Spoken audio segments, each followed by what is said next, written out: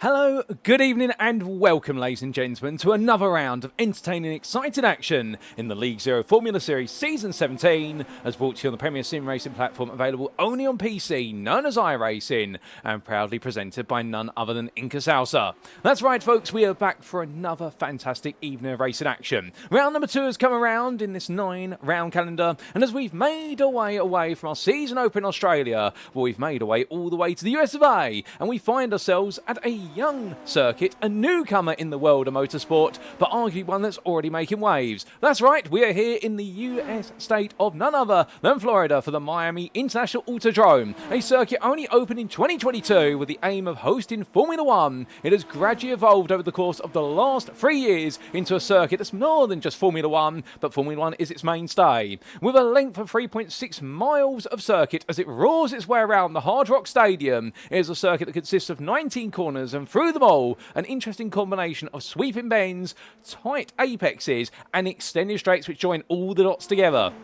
Therefore, for our drivers, it's going to be about demonstrating their ability to be absolutely quick and slick through the sweeping S's, and also be smart on the brakes when they come to low speed corners, and being ready to return to full throttle as soon as possible as they try to outrun each other down its elongated straights. But where are my manners? Allow me to welcome you all to this recorded broadcast for your viewing pleasure as we take a look back at all the racing action which occurred from this round earlier on. Of course, the race occurred as of Thursday, the 15th of January 2026, but we're bringing it to you as if it were live this Friday, the 16th of January for your viewing pleasure, and therefore what it means in this post-round broadcast, we do not know here in the commentary booth who are going to be your winners, nor those who will be putting it on pole, or at the very least those who are going to be the best in practice, which is currently going on in the background as we get set for our racing today. As you tune in, of course, on the YouTube channel, go to youtube.com and search for Paul Walsh Productions or PWP, and that's where you'll be tuning in. And well, as your host and commentator, my name is Paul Walsh, and I'm going to be bringing you all your racing action as it unfolds. Speaking of which, our schedule for this broadcast is as follows: times in Eastern Eastern Standard Time, that's EST, or Universal Coordinate Time -5, UTC -5. And as we can see, in approximately what will be about 13 minutes time,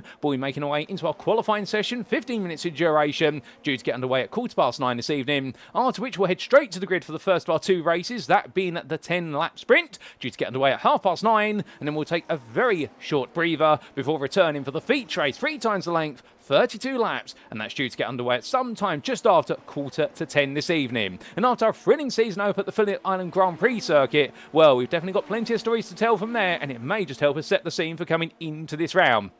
As we make our way into this round then, let's give you a recap of what the story has been after only 1 round. Because as we can see on our calendar, last time out on the 8th of January, we were in Australia for the Phillip Island circuit. It's Grand Prix layout, delivering us some absolute spectacles of racing, albeit some of it major drama, including what was the disastrous start at the feature race for several drivers who were being collected together, none more so perhaps than what was the difficulties experienced by one of our big titans in the title campaign, and that was none other than Elliot Rolls, who end up being caught up in a major start line incident. Indeed, multiple cars having to go to the barrier before they even cross the start-finish line. But it wasn't all about disaster and drama, with a sprint race which definitely saw an absolute raw and monstrous charge from Finley Fitzsimmons after his incredible pole lap. However, he was kept on this by none other than Fabian Sanchez. But Elliot Cawte and Leo Delmas were able to pick up where Sanchez fell apart towards the end of that race. And as for the feature as well, it was a phenomenal run from Leo Delmas, and indeed, in the end, nobody was quite able to touch him, and you'll see exactly how that's reflected in the standings shortly.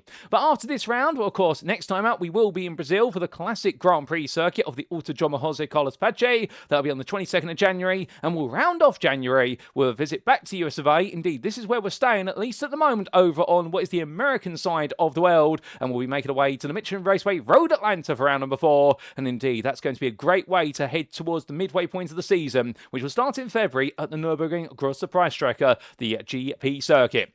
But still, there's a big calendar ahead of us, but we need to stay in the present and determine exactly how things are going to play out today. So as we come into this round, let's give you a look at the championship standings after our first round of the season. And as we can see, in terms of our Drivers' Championship, this is your top 15 as it stands, and Leo Delmas is the man who leads after his victory in the feature race, and what was a brilliant third place in the sprint race as well. He is 4 points ahead of Elliot Cawte. Conversely, of course, Cawte will be thinking to himself that after what was a very challenging day in Australia, where he really was the second best in both races, he'll be hoping that consistency will now be rewarded with some additional pace, and he might be able to put his first wins on the board. Jace Mayer, well, he was definitely a strong contender last time out in Australia. However, some would say that he undermined his own performances with a little bit of irregularity when it came to his lap-by-lap comparisons, and that's why in the end he was only able to make it back-to-back 5th places. And indeed, you could say his nickname was Mr. 5th Place, and the fact that he also qualified 5th, albeit he'll want to shake off that nickname as quick as possible and try to move towards the podium.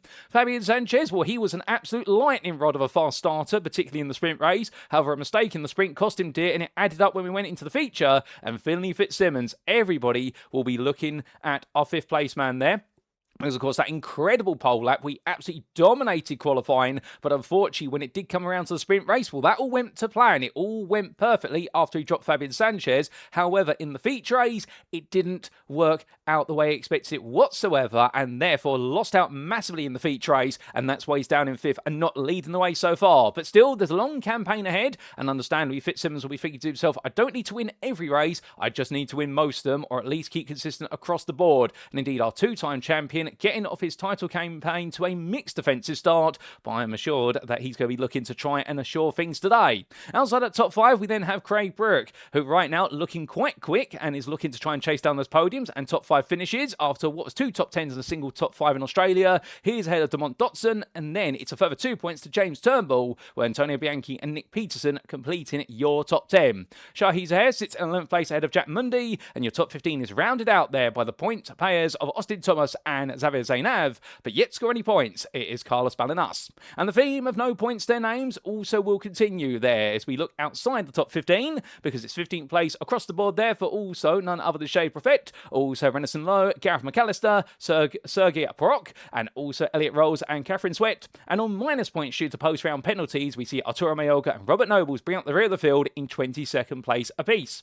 But that's where the Drivers' Championship stands. What about the Teams' Championship meanwhile? Well, MSR Purple, your defending champions, have started off well. However, they're not going to be too happy with the way things have gone, and the reason for that is, simply put, is in the fact that they could have landed an even bigger score last time out if it were not for the fact that, unfortunately, they lost out considerably when they did see what was Fitzsimmons have that nightmare start to his race in the feature race. Now, we haven't quite got the points on screen there. We're going to get those incorporated for what will be the round 3 broadcast. So don't worry if you're sat there thinking, well, where exactly are the points that each team has? Unfortunately, we haven't been able to get those on screen today. However, what we can see is that MSR Purple are ahead of Rodent Racing, with DDK Racing Team completing that top 3, with Squid Gang Racing in 4th ahead of INCA Salsa Racing, and then it's Arrive and Drive Racing ahead of Formula American Racing Team, with Raccoon GP, INCA 51C, and MSR Green completing that top 10, and outside the top 10, yet to score any points. In fact, on, I do believe, negative points, much like MSR Green,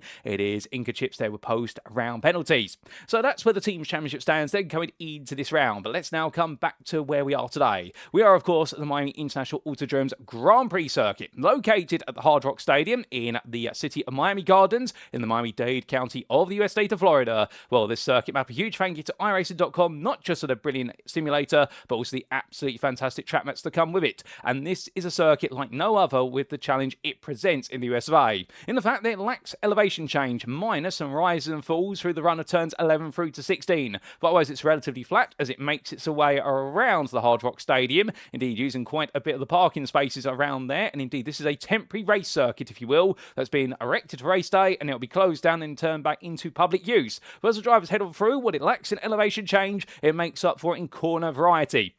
Now, super Formula machines, you can imagine with the amount of aero they have, running behind another car around here, particularly for the sweeping bends of, say, turns 2 through to 8, and also that run through turns 11 through to 16 is going to prove quite punishing, and track position may just be as critical as the ability to be brave on the brakes. But also with 2 long stretches, including the run out of turn 8 all the way down towards turn number 11, and the run from turn 16 all the way through to turn 17, there will be plenty of opportunities to use the push to pass, and also go for that critical overtake. But as we make our way into this round, of course, a quick reminder of the rules before we go racing. Setup wise, this is a fixed setup series where drivers prescribed a setup ahead of each and every meet. In terms of the fuel loads, they've been restricted to 40%, and that will naturally mandate what will be a pit stop in our second race of the day. Now, qualifying wise, the session shall be open in terms of the fact that all the drivers will be out on circuit together, looking to go for pole. There will be no separation of our drivers, so they're going to have 15 minutes in order to try and get their best possible lap, and they have to negotiate each other, but perhaps also try to slipstream off each other if they want to go for the ultimate lap time, particularly those 2 extended straights. As for overtime, there is no overtime in qualifying, so when the clock counts down, when it gets to 0, we end the session immediately. So if a driver's on a lap, that lap is discounted. They need to get the job done within the 15 minutes. There is no extra time available. As for our races, those shall commence by a standing start, as it's a tradition of the League Zero Formula Series, and a drive-through penalty shall be awarded at 17 instant points. Now, the grid for the feature race, well, given the fact the grid for the sprint race is set based on qualifying, how do we set the feature race grid? It is set based on the finishing positions of the sprint race, albeit the top 6 positions will be inverted. What that means in layman's terms is the winner of the sprint race, they start on 6th place for the feature, and we invert that top 6 in the sprint race, so that way the 6th place finisher starts on pole for the feature race, and then subsequently those who finish 7th and downwards, you guessed it right, they will be starting 7th and downwards on the feature race grid. Now, I did say about the fact the fuel tank will force a pit stop in what will be the feature race. However, do note there are no mandatory pit stop requirements in the feature race, much like in the sprint race. So therefore, it means our drivers come into the pits of their choosing. So if they think they can no-stop the race, not that we should say they are going to try and do it, given the length of the race, they can try to do it. Alternatively, they think they only need 1 pit stop to get to the end of the race based on fuel and perhaps tyre life, then go for 1. If they need to, go for 2. It's entirely up to them and their teams to make the strategic calls. But without further ado, ladies and gentlemen, that's enough rules, regulation, everything between. We're all here for the racing, so let's head back to circuit side, and as we do, well, we're not too far away from the conclusion of what will be this practice session. Only 4 minutes left, and right now, Finley Fitzsimmons, well, he's the quickest of everybody here. Are we getting a bit of deja vu, much like Australia? Yes, we are, albeit right now, he's shown himself to be the fastest by 1.6 attempts over Jaden Callaway, but for Fitzsimmons, this is definitely a good start to the day for the defending champion, and he's going to try and repeat, I suspect, what he was able to in Phillip Island. However, he'll be hoping that the feature race goes a lot better by comparison. However, we've got plenty of new names on the grid today. Some of them are are new for the season, but they're not new to the League Zero Formula Series, including none other than Jayden Callaway, currently parked up in the pit lane. There you can see him, albeit slightly hidden behind the catch fence, but he is none other than your 4-time champion who rejoins the grid today, and we look forward to seeing what he's going to be able to do for the INCA X51C team as he does partner up there with his teammate Antonio Bianchi. And I can tell you one thing, Jayden Callaway, having previously covered him when he was a champion, an incredibly quick driver, but a very smooth and consistent driver as well. This could definitely be a big bit of competition to Finley Fitzsimmons, and we look forward to seeing what Callaway's going to be able to do. We also do have plenty of other returning names today, including none other than what is, I do believe, Francisco Sosa, who we see him out here, currently the slyest of everybody in this practice session, but I suspect just finding his feet right now. And we do welcome the 222 driver back to the grid once again. Good to see him here as he makes his way on around what is a new circuit for most here, if not all. Indeed, the circuit only introduced the iRacing simulation platform as of the 2026 Season 1 update, so therefore this circuit has only been available to our drivers for the best part of the last 4.5 to 5 weeks, and therefore it is a very raw circuit for our drivers to get used to compared to a lot of circuits that are mainstays on the calendar, such as, for example, Interlagos, which has been on the simulator longer than I've had it installed on my PC. I've had it installed for the best part of 7 years, ladies and gentlemen. That puts it in perspective. But as we do see Sosa making his way down the back straight, we also do have returning to the grid Ryan Thibault from Canada here, as he gets very close to the wall there, coming all the way through turns 4, 5 and 6. But we're very happy to see the number 27 driver back once again as he gradually makes his way through turns 7 into 8. And we look forward to seeing what he can do, mixing it up in the midfield as he normally does, and sometimes chasing top 5s as well. And we also do have returning to the grid, I believe, after a bit of a hiatus. Here he is. It is Cameron Nix. And right now we see the number 11 driver there in the very colourful liveried machine. Well, he makes his way on around there, light green and purple. Well, two colours that definitely contrast well, and well, right now we look forward to seeing what he's going to be able to do, given the fact he might be a bit of a wild card in this grid, but currently down in 26th in this practice session.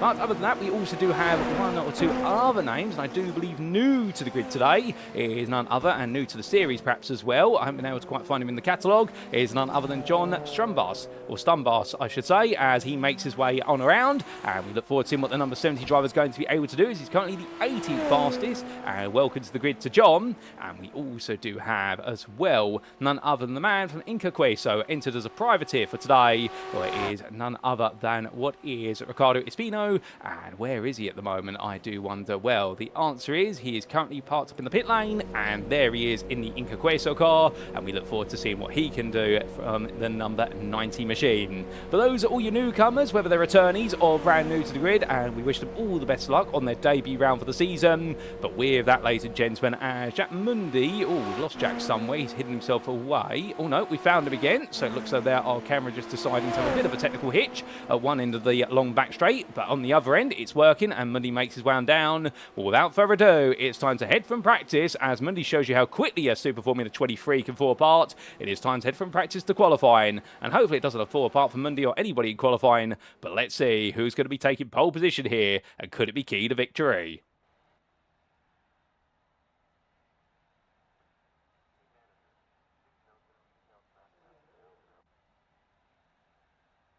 So as 15 minutes of qualifying starts to tick away, it is go, go, go for all other drivers as the countdown commences, and they all pour the way out of the pit lane.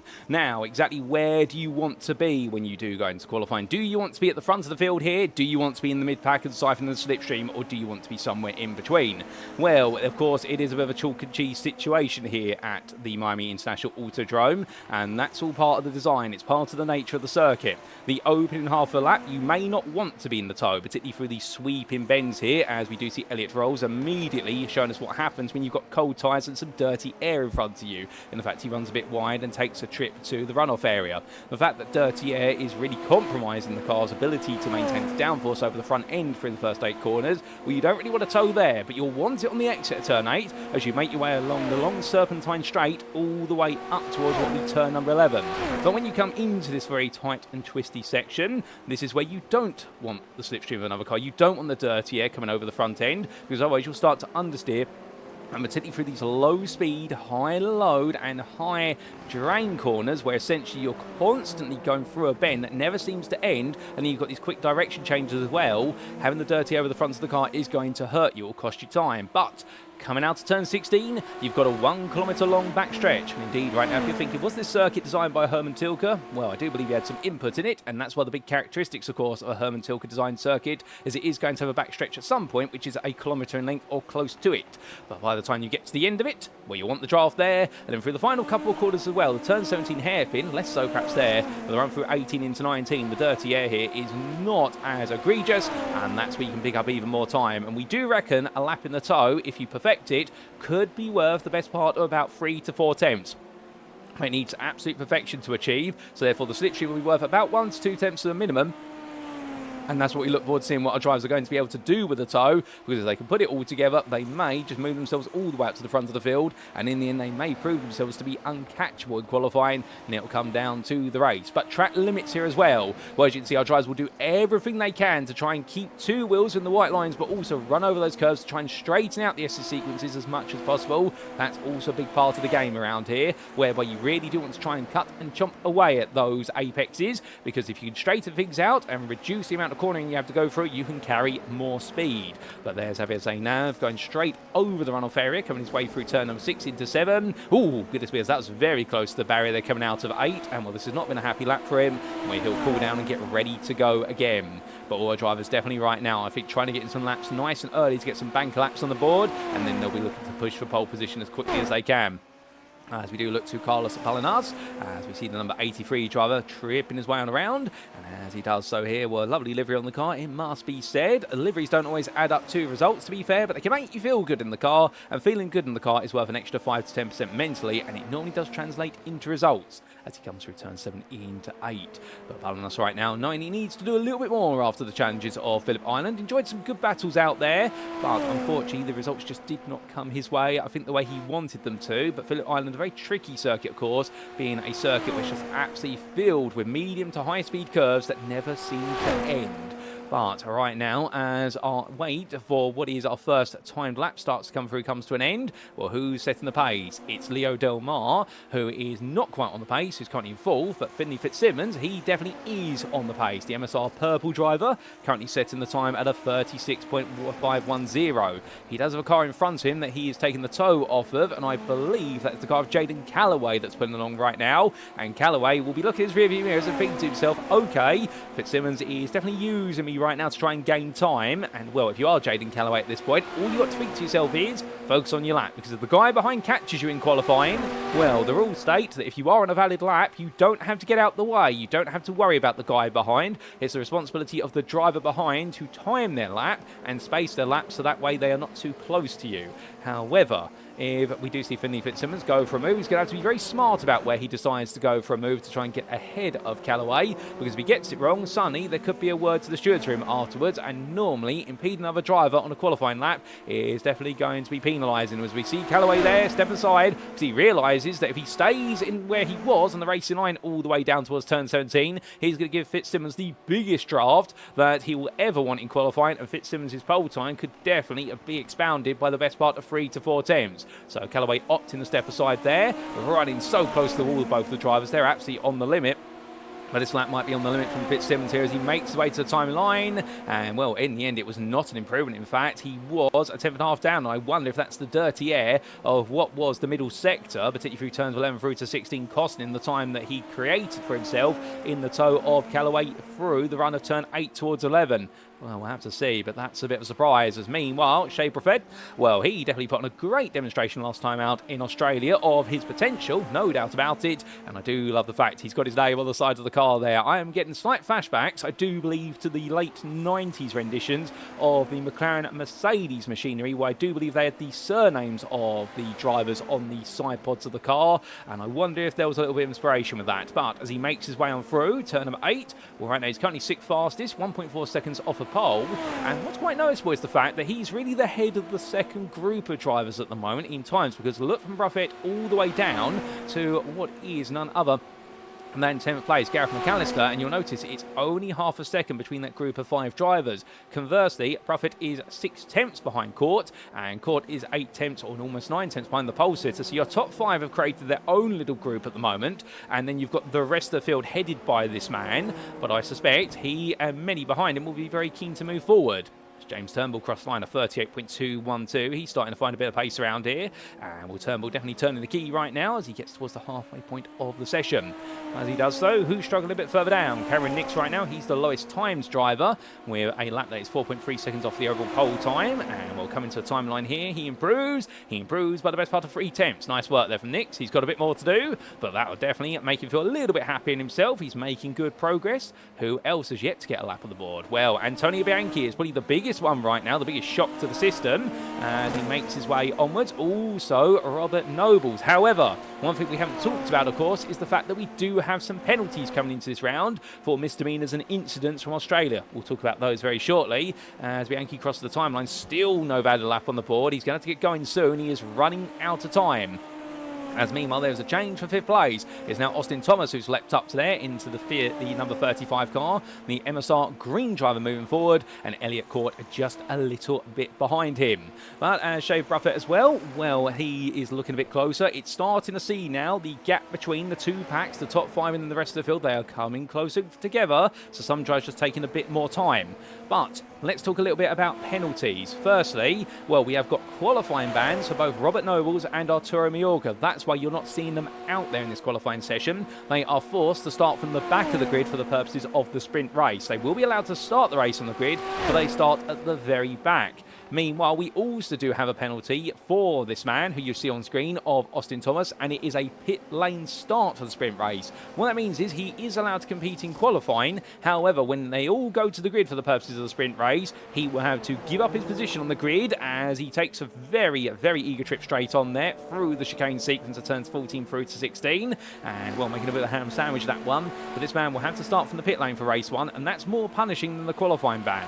Now, you're thinking, why exactly is that? Well, the fact of the matter is, if you do have a qualifying ban, you start from the back of the grid, but you start with the pack. As we see a driver going around in the rear of the picture there, they've gone for a very big spin, and couldn't quite see who that was, but as we do look to Ricardo Espino, meanwhile, the point being, when you start from the back of the grid, you can fight your way forward quite quickly. Meanwhile, when you have a pit lane start, you have to wait for the whole field to have passed the pit lane exit line, and only then can you go. Therefore, you essentially lose time in the field. You effectively start the best part of about what will be 5 to 10 seconds behind the pack, as the pack's already up to speed, and that's why a pit lane start is more punishing than what will be just starting from the back of the field. You're still going to fight your way through either way, but that pit lane start can just be a little bit more compromising to your first race of the day. But as Nick Peterson makes his way out of the final corner, he's currently 14th.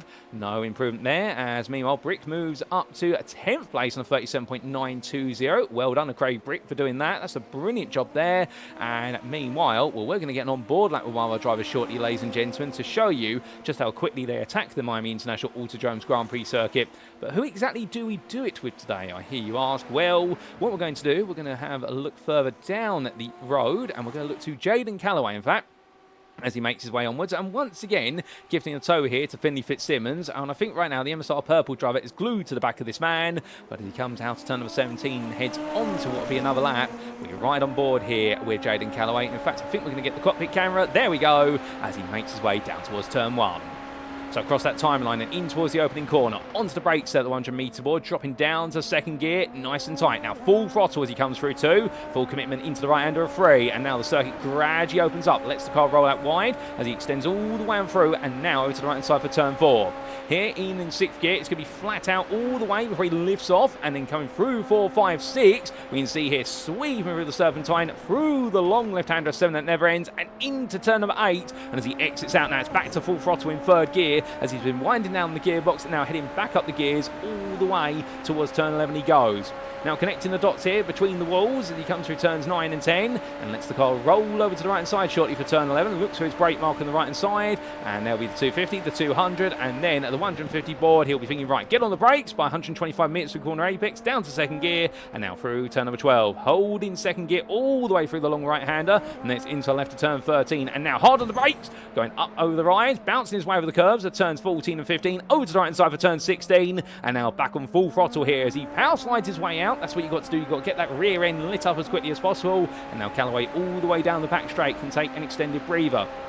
At this point, as he heads up to top gear, well, no push-to-pass button available for anybody in qualifying. They've got to sit purely on the engine power of what is that 2-litre four-cylinder engine, and onto the brakes he goes, the 100-metre board, all the way down to second gear at the turn 17 hairpin, run it all the way out to the wall, and now flat out all the way through turns 18 and 19, and that is a lap of the Miami International Autodrome's Grand Prix circuit, as brought to you by Jaden Callaway, and it's a brilliant lap from Callaway as well, a 36.114. Callaway may have just stolen pole position by the best part there of 3 tenths over Finley Fitzsimmons. Well, if so, well, in fact, 300ths, I should say, not 3 tenths, but Fitzsimmons right now will need to respond. But Callaway, if he can do that without the tow of another car, Fitzsimmons is definitely going to have to try and prove a point, which is he can do it as well without the assistance of a draft. Or perhaps that's a sign that what Callaway's bringing to the table here, as the previous champion right now taking on the defending champion, but it is very close between these two for what will be that pole position. It's going to be between them on the front row. I don't think anybody else is going to put themselves in amongst the mix here.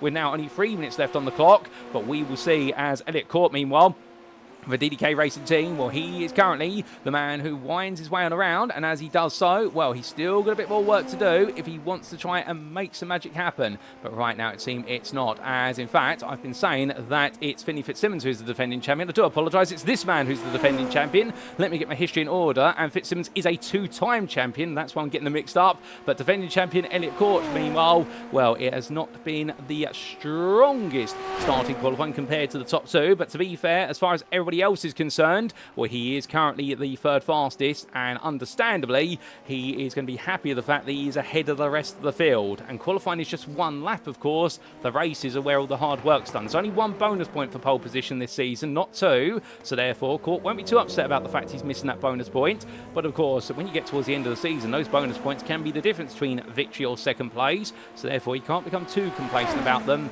as he makes his way on down. But on as he goes, indeed, when you do have your top 3 right now all being previous champions or defending champions, well, it shows you how stacked the top end of the grid is, as Leo Delmas leaps up to 4th place on a 37.187. So Delmas right now, he's still looking quick, and we do also have Antonio Bianchi moving upwards, and Bianchi, in fact, leaving it late in the day, but Sonny goes 4th on a 37.094, so good work from Bianchi. Of course, all these lap times provisional, subject to the iRacing stewarding system, agreeing that they are all within track limits. So that's why we will emphasise that this grid is a provisional one until we actually head to the sprint race grid, where we might see some names shuffled around, but we will see what's to be of that. But right now it is Callaway, Fitzsimmons, Cawte and Bianchi on your first 2 rows, and then Leo Delmas and Elliot Rolls who complete that top 6.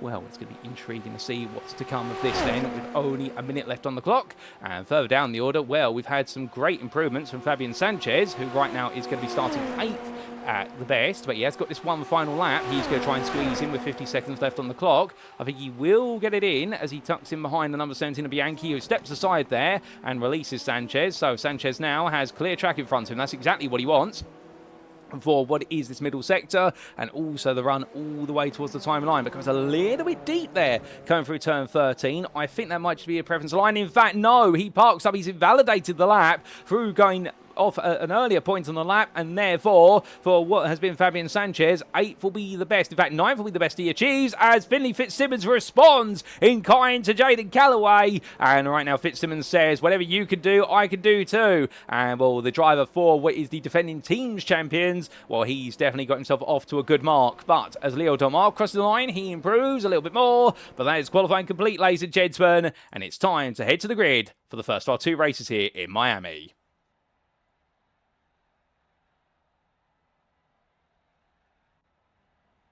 So as all the drivers make the way onto the grid, this is how they'll line up for round number 2's sprint race. It is none other than Finley Fitzsimmons, who takes pole position once again for MSR Purple, and he'll be joined on that front row of the grid by Jaden Callaway, who on his return to the grid for INCA X51C lines up in 2nd place, just missing out by a slender margin.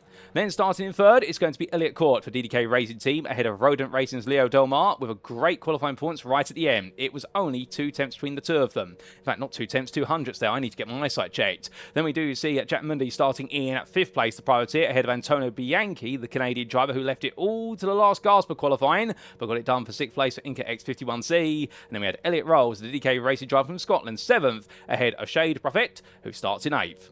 Next going to be an all-American final row of the top 10, with Fabian Sanchez for Squid Gang Racing and MSR Purple's Jason Mayer lined up together. And outside of that top 10, in 11th place, it is Austin Thomas for MSR Green, head of Arrive and Drive Racing's Nick Peterson.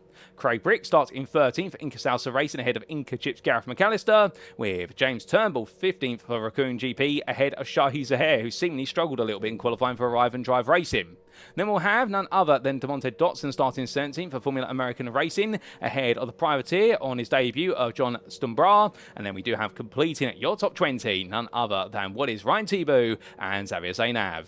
Outside the top 20, from behind the Rodent Racing drive, it will be the privateers there of both Ricardo Espinino and also none other than what is, I do believe, Francisco Sosa. And then we do have Carlos Balinas and Catherine Sweat on row number 12. And behind the Raccoon GP and Formula American Racing drivers, it'll be the privateer of Cameron Nix, ahead of Robert Nobles at MSR Green, with, of course, that qualifying ban. And last but not least on this grid, it will be Arturo Mayorga, also 7th at qualifying ban for INCA Chips. So 27 starters, ladies and gentlemen, and we do expect, of course, Austin Thomas to start from the pit lane. But as they all sit on the grid, all 10 laps are to come, and here come the lights.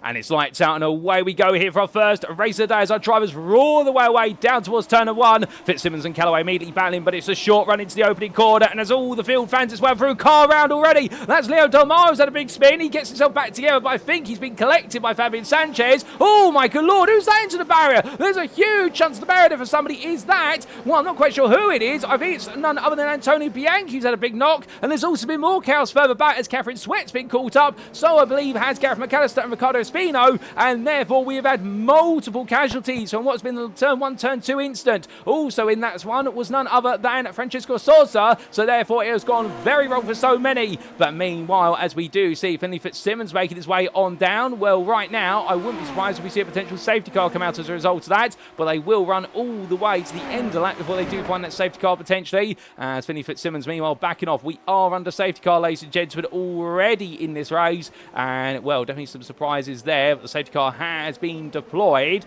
and well, I can imagine as our drivers make the way on around, everyone right now will be cooling down and there'll be no battling as they all just stay nose to tail. And indeed the paces definitely drop for our drivers, but a huge jump for so many right at the start of this one. And well, as they all call it on down right now, well, I think it's going to be about just waiting to go green flag racing once again. But here you can see the whole field grouping up, and as they head onwards, well, all these drivers together, and that gives us an opportunity to take a look back at what exactly unfolded right at the start of the race there. Indeed, a nasty start for so many, but let's take a look back in time and understand what exactly went wrong. So as we take a look back then to the start, ladies and gentlemen, here was the green flag starting procedure. And well, it all went fine for the front row, but it was Antonio Bianchi who got caught up in quite a lot of it here as he went green flag racing. So they all launched off the line. Bianchi went well. Leo Delmas also to the left in there. Keep an eye out for both of them. I think they might have had a bit of an altercation. Delmas, in fact, went all in and hit too much the apex curve and went around. So he got collected there by Fabian Sanchez, and Bianchi, well, he made his way to the barrier of his own volition. But then, oh my good lord, the car jumping up into the air. I think that was Sosa who got leapt into the sky. But let's take another look back. This will be on board with Bianchi, so this time we do get the on board from the roll bar.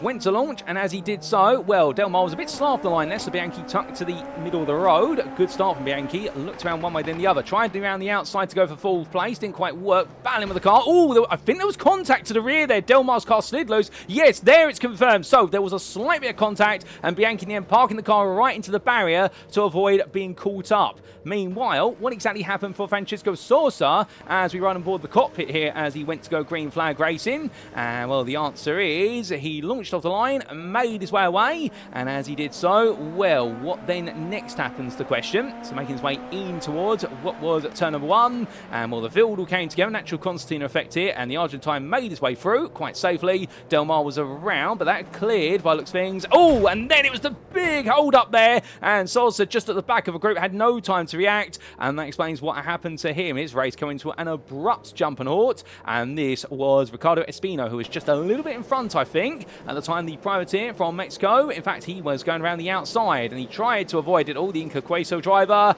and in the end got caught up in the traffic jam, and I think Leo Delmas in the end might have added to that again as a result of what was unfolding. We're not quite sure, but what we can tell you is it all went wrong for so many. But with that, ladies and gentlemen, we head back to your live circuit side pictures.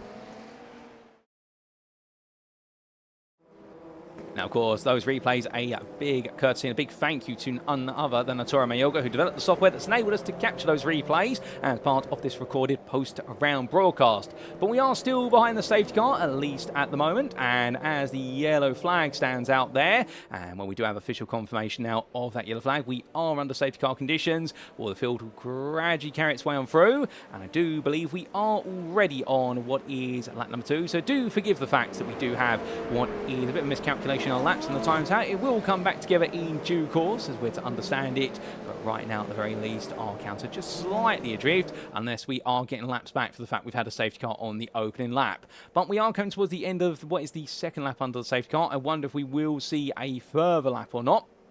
Indeed, what a hit list, unfortunately, for a number of drivers who have had to retire to the pit lane as a result of that big shunt. Although the fact that they've been towed to the pit so close to the pit lane, and also the fact on top of that we are behind the safety car, this race is going to be extended to a degree. And what that will mean is that for Mayorga, Delmas, Bianchi, McAllister, Balanas, Salsa, Sweat, and Nix, they may actually have an opportunity to get their cars repaired. They won't be out on the lead lap necessarily, but they may be able to finish this race on circuit, and that will help them in the track position for what is race number 2.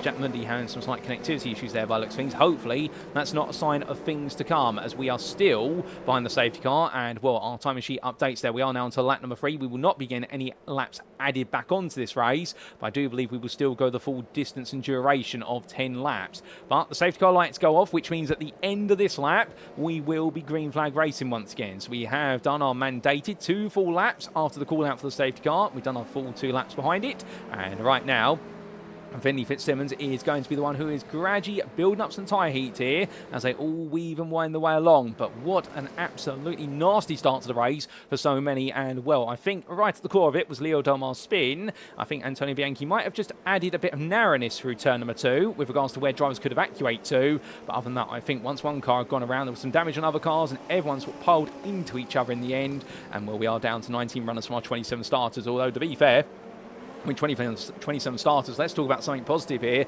We have an incredibly healthy grid here in the League Zero Formula Series, and it has never been healthier, I do believe, and therefore that's testament to the fact the series is continuing to go on strong in its 17th season. And also, if you're wondering how many events have we held since the start, well, this is our 193rd race meet, and come the season finale, round 9 of 9 in the championship, we will be seeing our finale at the Cirque du Spa-Francorchamps as our 200th race event in the official series. That's right, we will have 200 race events come the end of this season, and I think it's quite poetic that we should end on such a huge milestone with this series having run for the best part of 4+ years. But as all of our drivers make the one down, well, right now they won't be thinking about milestones, they'll be thinking about one thing and one thing only, and well, the Rodent Racing drivers have been one of those many, and thinking about that restart. But of course, not allowed to overtake anybody at the moment. They are allowed to go side by side for a brief moment if needed, but they will need to get into single file formation when they do make the way onto the last couple of corners, because it will be to Finley Fitzsimmons to take us to what will be the restart. It won't be a standing start restart, it will be a pace lap and controlled by the leader restart. I believe it'll be single file, but Zainab right now, knowing his target is Stumbra in front of him, and also Turnbull, who's a little bit further up the road. But as we look back to Finley Fitzsimmons, well, right now the number 16 driver here just tucking into the draft of the safety car, and understandably I think at this point he'll be thinking to himself, why can't it go faster, given the fact he is being held to a very low pace here as he tries to get that tyre temperature. And to give you an idea, miles per hour wise, he can't go any more than 65 miles an hour behind that safety car through risk of tapping it on the rear as the Porsche Carrera 911 makes its way down. But as they all do behind that safety car. Well, we are not too far away from going green flag racing once again today, ladies and gentlemen, and it will be to Finley Fitzsimmons to take us when he does so. Everyone else behind, they're all getting ready. Elliot Cawte as well. Well, the defending champion for DDK Racing in the number 1 car as he weaves the car aggressively. He's getting himself warmed up here. He knows what's coming. All the field now, well, doing a little bit of final bits of weaving, but they won't have much more time to do so as Fitzsimmons gets ready to take us to the restart.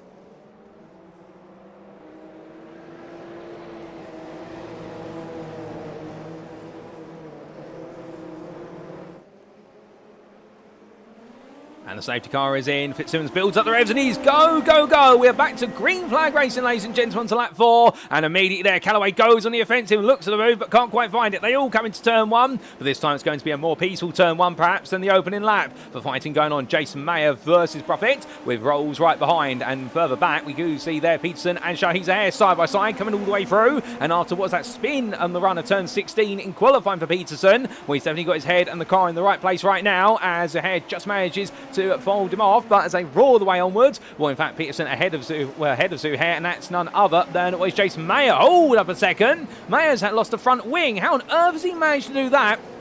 Mayer's had a knock with a wall somewhere, I suspect, as it had been through turns 5 and 6. I completely lose my sense of all words and sentences. Well, as he makes way onwards, Mayer is missing the whole front end of the car. And, well, this is not the way he's waited to work out whatsoever. We're going to have to get a replay of that when we can. But it's been a race start from hell for Jace Mayer, and that's going to enable John Stunborough to make his way on past, as it will for several other drivers, as Ricardo Espino also gets involved there. And right now, everyone's trying to make the way past the wounded MSR Purple car. For MSR Purple, it is another what is 50-50 race, where it's going well for one driver, but a nightmare for another, as Mayer in the end is going to have to relinquish those positions and I think try to crawl it to the pit, as Ryan Tebow into the wall. Tebow there went in trying to go round the outside of Mayer, couldn't find his way through, and unfortunately for Tebow, well, I don't know if he's hit it hard or not, but he backed off entirely, and I think right now he's trying to get himself back together as he makes his way onto the back stretch, but that might have been a big knock to the car there. And we've also lost Demont Dotson, who's had to tow to the pit lane, so we'll get an understanding of what's happened there shortly, as meanwhile,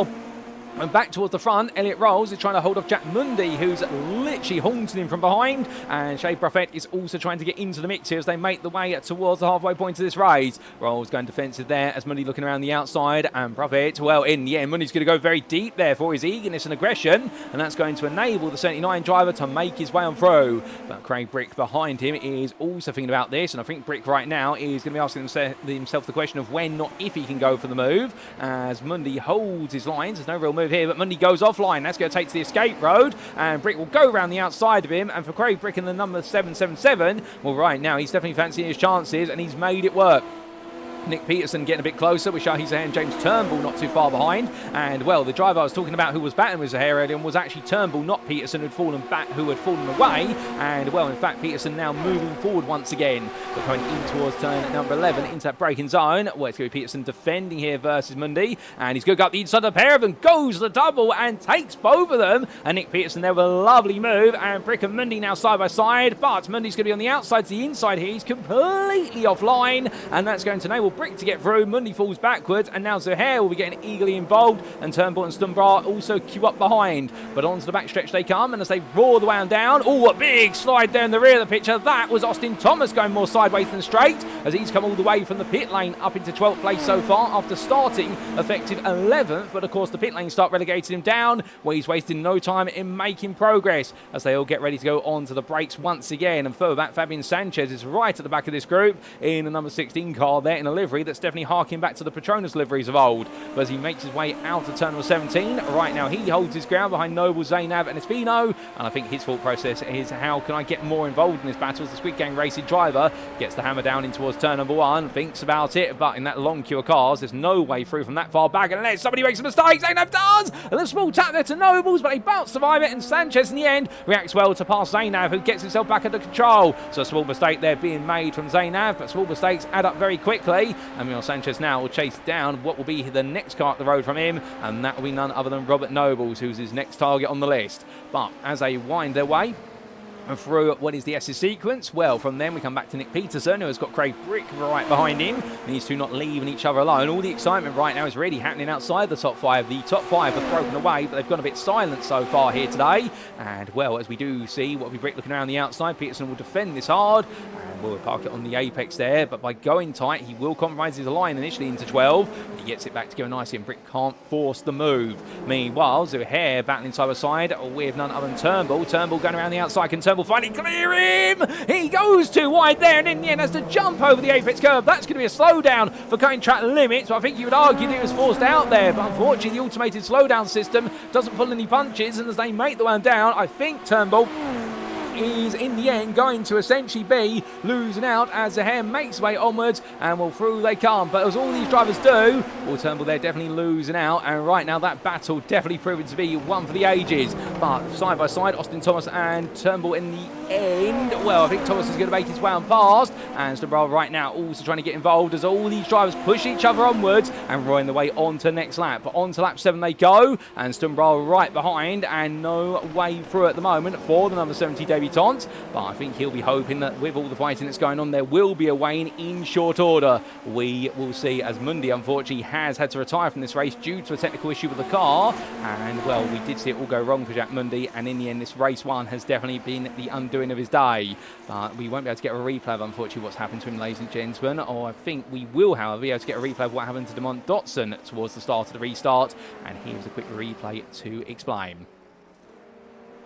So this was Demont Dotson in the end, making his way through turns 11, 12 and 13. Looking one way than the other, a little bit out of sorts there, but what exactly went wrong? And oh, goodness me, clipped the inside barrier in the rear of the car, let go, and then a further knock to the barrier, and for Dotson, that was it. Meanwhile, this was Jack Mundy making his way on down, but he's not the one necessarily that we're concerned about. It's Jace Mayer and the replay footage. Can we see what happened to Mayer? Can we get a look back from his restart of the race?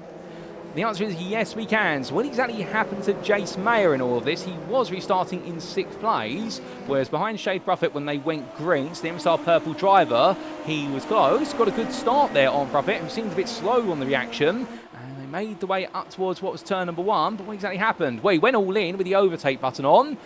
Nothing went wrong there, but it's happened in the first 8 corners, this, whatever it is, because we saw him missing his front wing by the time he got onto what was the first long stretch. Side by side just up the road from there between Court and Mundy, and in towards turns 6 and 7. Oh, goodness me, there it is, just came in a little bit too hot behind Buffett in towards turn 6, and in the end that took the whole front wing off the car. Buffett, I don't think, really noticed the contact. Meanwhile, Mayer's car there definitely falling apart very quickly. That explains it as we make our way back to your live racing pictures.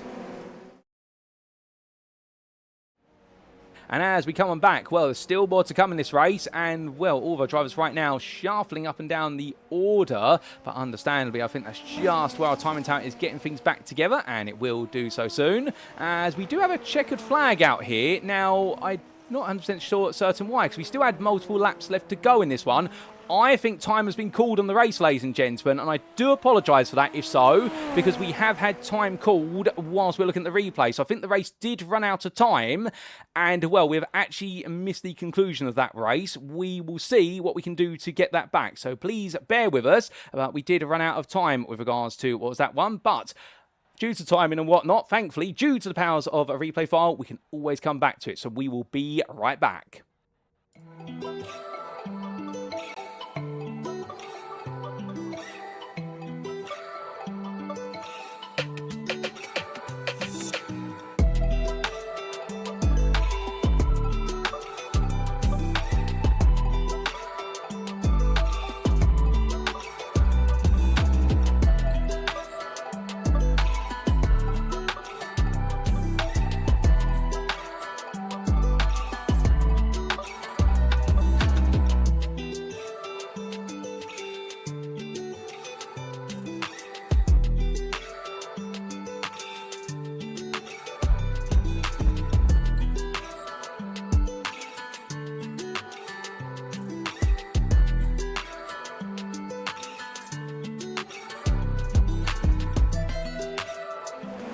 And so, ladies and gentlemen, we do come back then to what's the start of lap 7, the final lap, as we've been informed. And in the end, time in this race running out. And, well, therefore, all the drivers having to finish this race on lap 7. So, Finley Fitzsimmons leading at this point in time, head of Jaden Callaway. And then Elliot Cawte and Elliot Rolls there completing the top 3. But the gap to them, 4 seconds. And there you can see Cawte ahead of Rolls, with Shea Buffett a further 3 seconds behind. So, I think right now, this top 3 really entrenched in certainty certainty here in terms of how they're going to finish, unless we see anything from anybody else. But Nick Peterson a bit further back, ahead of Craig Brick, and then we do have Shahi Zahair, Austin Thomas, and James Turnbull completing that top 10.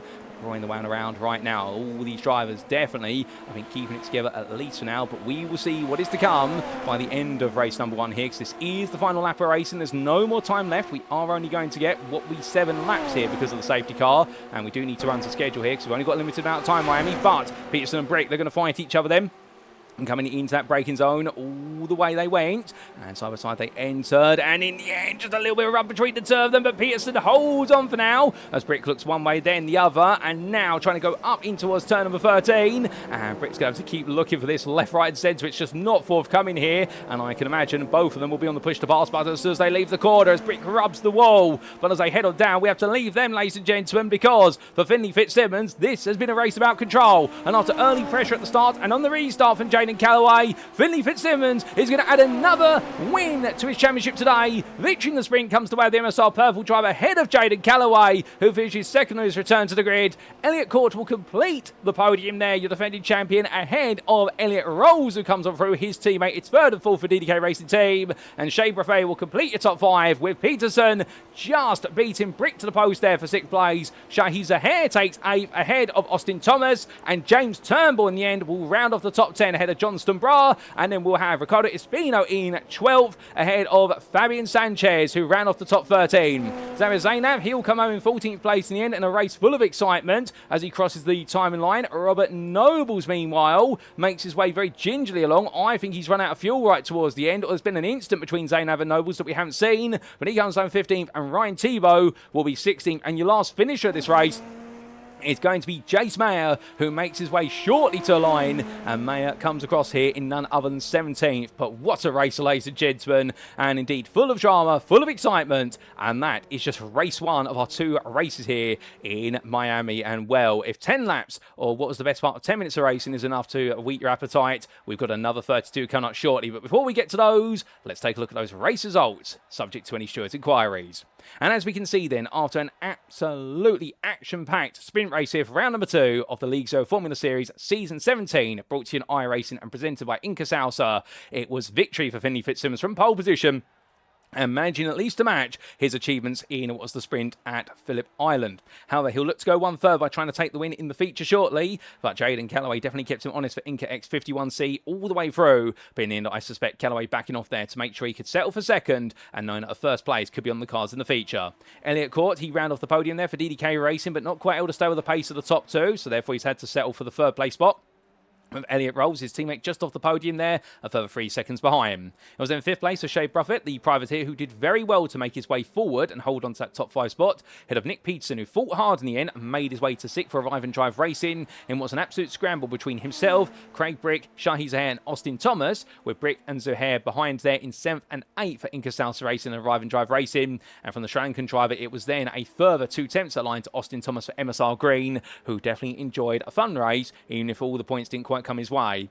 Your top 10 was completed by James Turnbull for Raccoon GP, who made his way through the field gradually, with John Stunbar in 11th, their best of the rest, ahead of Ricardo Espino. And then we did see behind the Mexican driver none other than Fabian Sanchez, with the Squid Gang Racing driver being followed up 10 seconds behind by Xavier Zainab, with a late instant cost him dear for Rodent Racing. But the Frenchman then had Robert Nobles completing the top 15 behind for MSR Green. Now it's Ryan Tebow and Jace Mayer completing your top 17. They were all your lead lap finishers, and behind the MSR Purple driver, it was 2 laps down to Jack Mundy, who was classified as a finisher, as it was 3 laps down to Demont Dotson, your retiree for Formula American Racing Team. And also it was commiseration, sadly, for Carlos Bananas, who was 20th ahead of Leo Delmar, Arturo Mayorga, also then none other than Gareth McAllister, Francisco Sosa, Antonio Bianchi, Catherine Sweat, and Cameron Nix.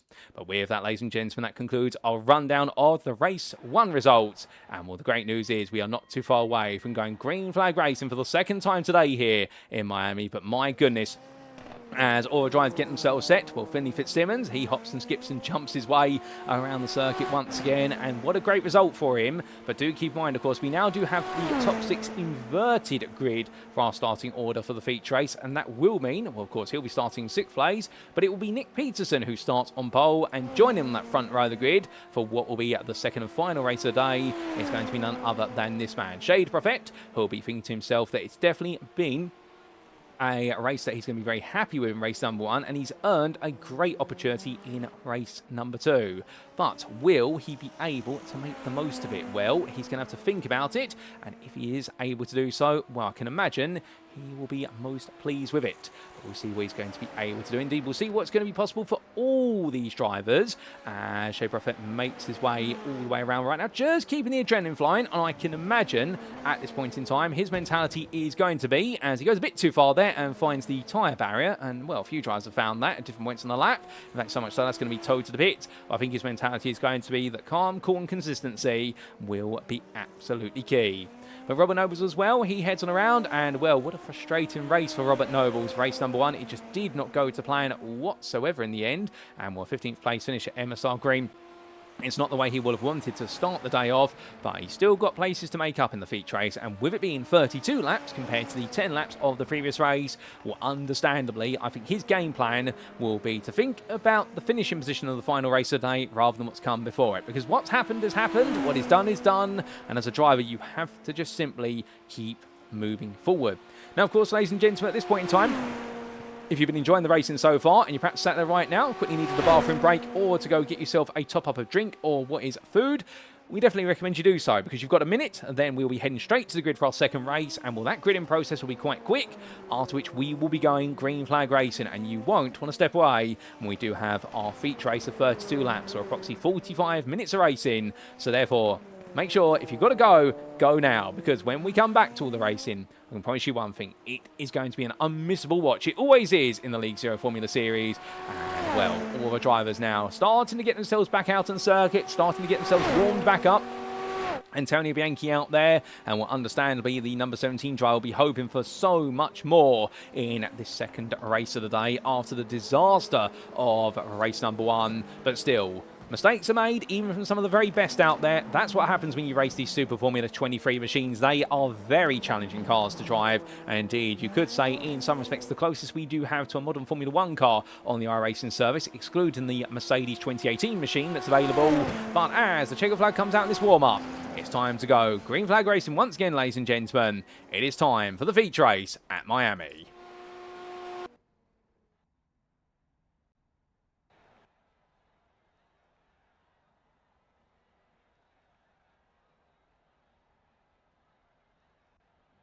So as all our drivers make their way into the grid for this second and final race of the day, this is how they'll all line up. It is Nick Peterson who takes the top 6 inverted pole position ahead of Shea Prophet, with the arrive and drive racing drive being followed up then by the American, the privateer, and then it is the Scotsman of Elliot Rolls right behind them, starting on the second row. DDK Racing, they lock out that entire row because in fourth place it'll be Elliot Cawte, and then we do have Jaden Calloway beginning this one in 5th place for INCA X51, ahead of MSR Purple's Finley Fitzsimmons, your winner of race number 1. It'll then be on row number 4, Craig Brick for INCA Salsa Racing, ahead of Shahi Zaher, the arrive and drive racing driver, looking to get stuck into the fight once again. And then we do have behind him Austin Thomas for MSR Green, and James Turnbull, who completes your top 10 after a great end to his race 1. And then having a length, none other than John Strumbar, ahead of what is Ricardo Espino, and the Mexican driver will be followed up by Squid Gang Racing's Fabian Sanchez, ahead of Rodent Racing's Xavier Zainav. That'll be your first 7 rows, and then behind the Frenchman will be on row number 8, Robert Nobles for MSR Green, and he will be in the company of Ryan Thibault, the privateer from Canada, being followed up by none other than Jace Mayer for MSR Purple, and none other than Jack Mundy in 18th place, number 15 driver, hoping that this race definitely will end on a high after losing his front wing towards the end of race number 1. We'll then have Demont Dotson starting in 19th for Formula American Racing, ahead of Raccoon GP's Carlos Balanas, and outside that top 20 on row number 11, it's Leo Delmas for Rodent Racing and Inca Chips Arturo Mayorga, with then his teammate of Gareth McAllister right behind, and then it'll be the privateer, the Argentine, Francisco Sosa starting 24th, ahead of Antonio Bianchi for INCA X51C and Formula American Racing's Catherine Sweat. And then we have, last but not least on this grid, Cameron Nix. Well, with that, ladies and gentlemen, the grid is set. They are all itching to go. Here come the lights for race number 2.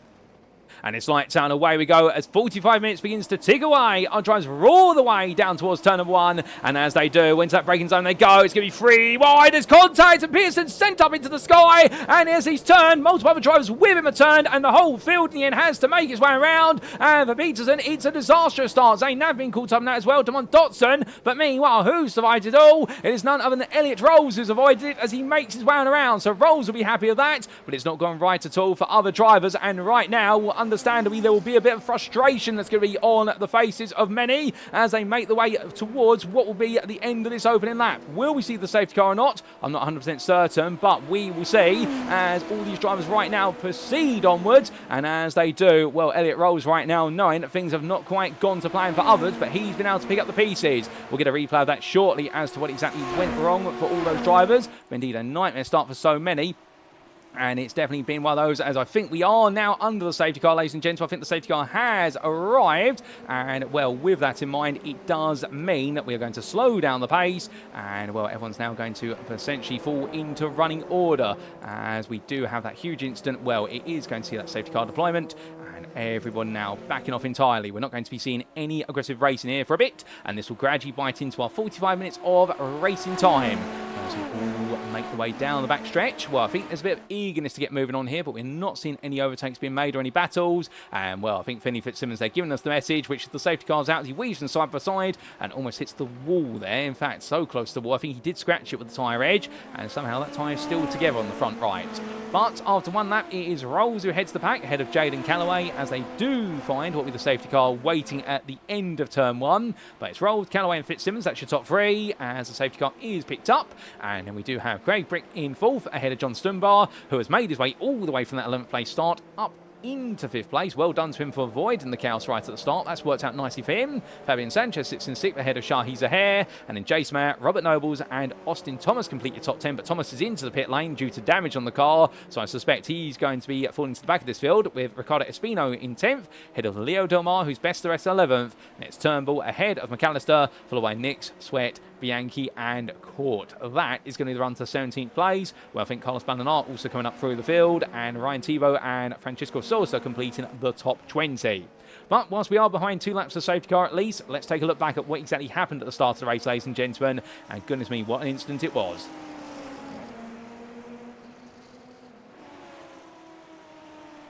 So we take a look back then to the very race start, and was some drivers started from the pit lane, others did not. But what exactly happened to Peterson's the question. Well, we went green flag racing. Peterson got a decent start as Shea Buffett looked to try and make a move on the inside, but they went under the brakes. 3 wide they went, and in the end it was the DDK Racing Team car, the number 1, and that was none other than Elliot Cawte there, who really triggered off the domino effect, and Cawte went all in, and well, Buffett then went to what was Peterson, and the 3 drivers having to come in together, and the rest of the field all got pinched together.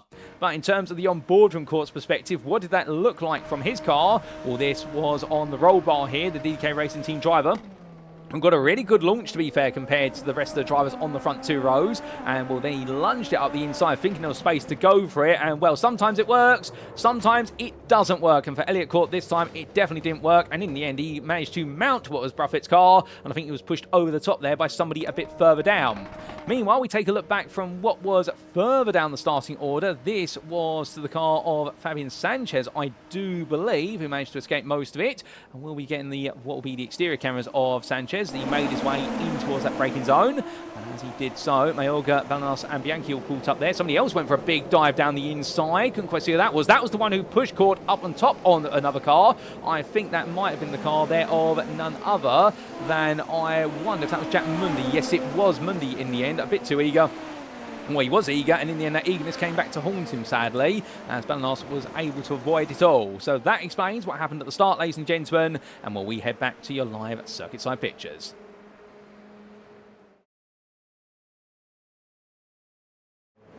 But as we do come on back, we're not too far away from going green flag racing once again as all the drivers head on through. And, well, unfortunately, as they do, it definitely has been a bit of a challenging race here for so many. But we are going to keep our mind on the fact that right now, as they all head on around, it's still another lap behind the safety car. We are not quite done yet. And, well, we're still going to be behind it for just that little bit longer. as they all head along. But as our drivers do, well, for many of them here, it's definitely right now all about seeing what's to come next, as we will see that lap clock tick upwards to 3 laps.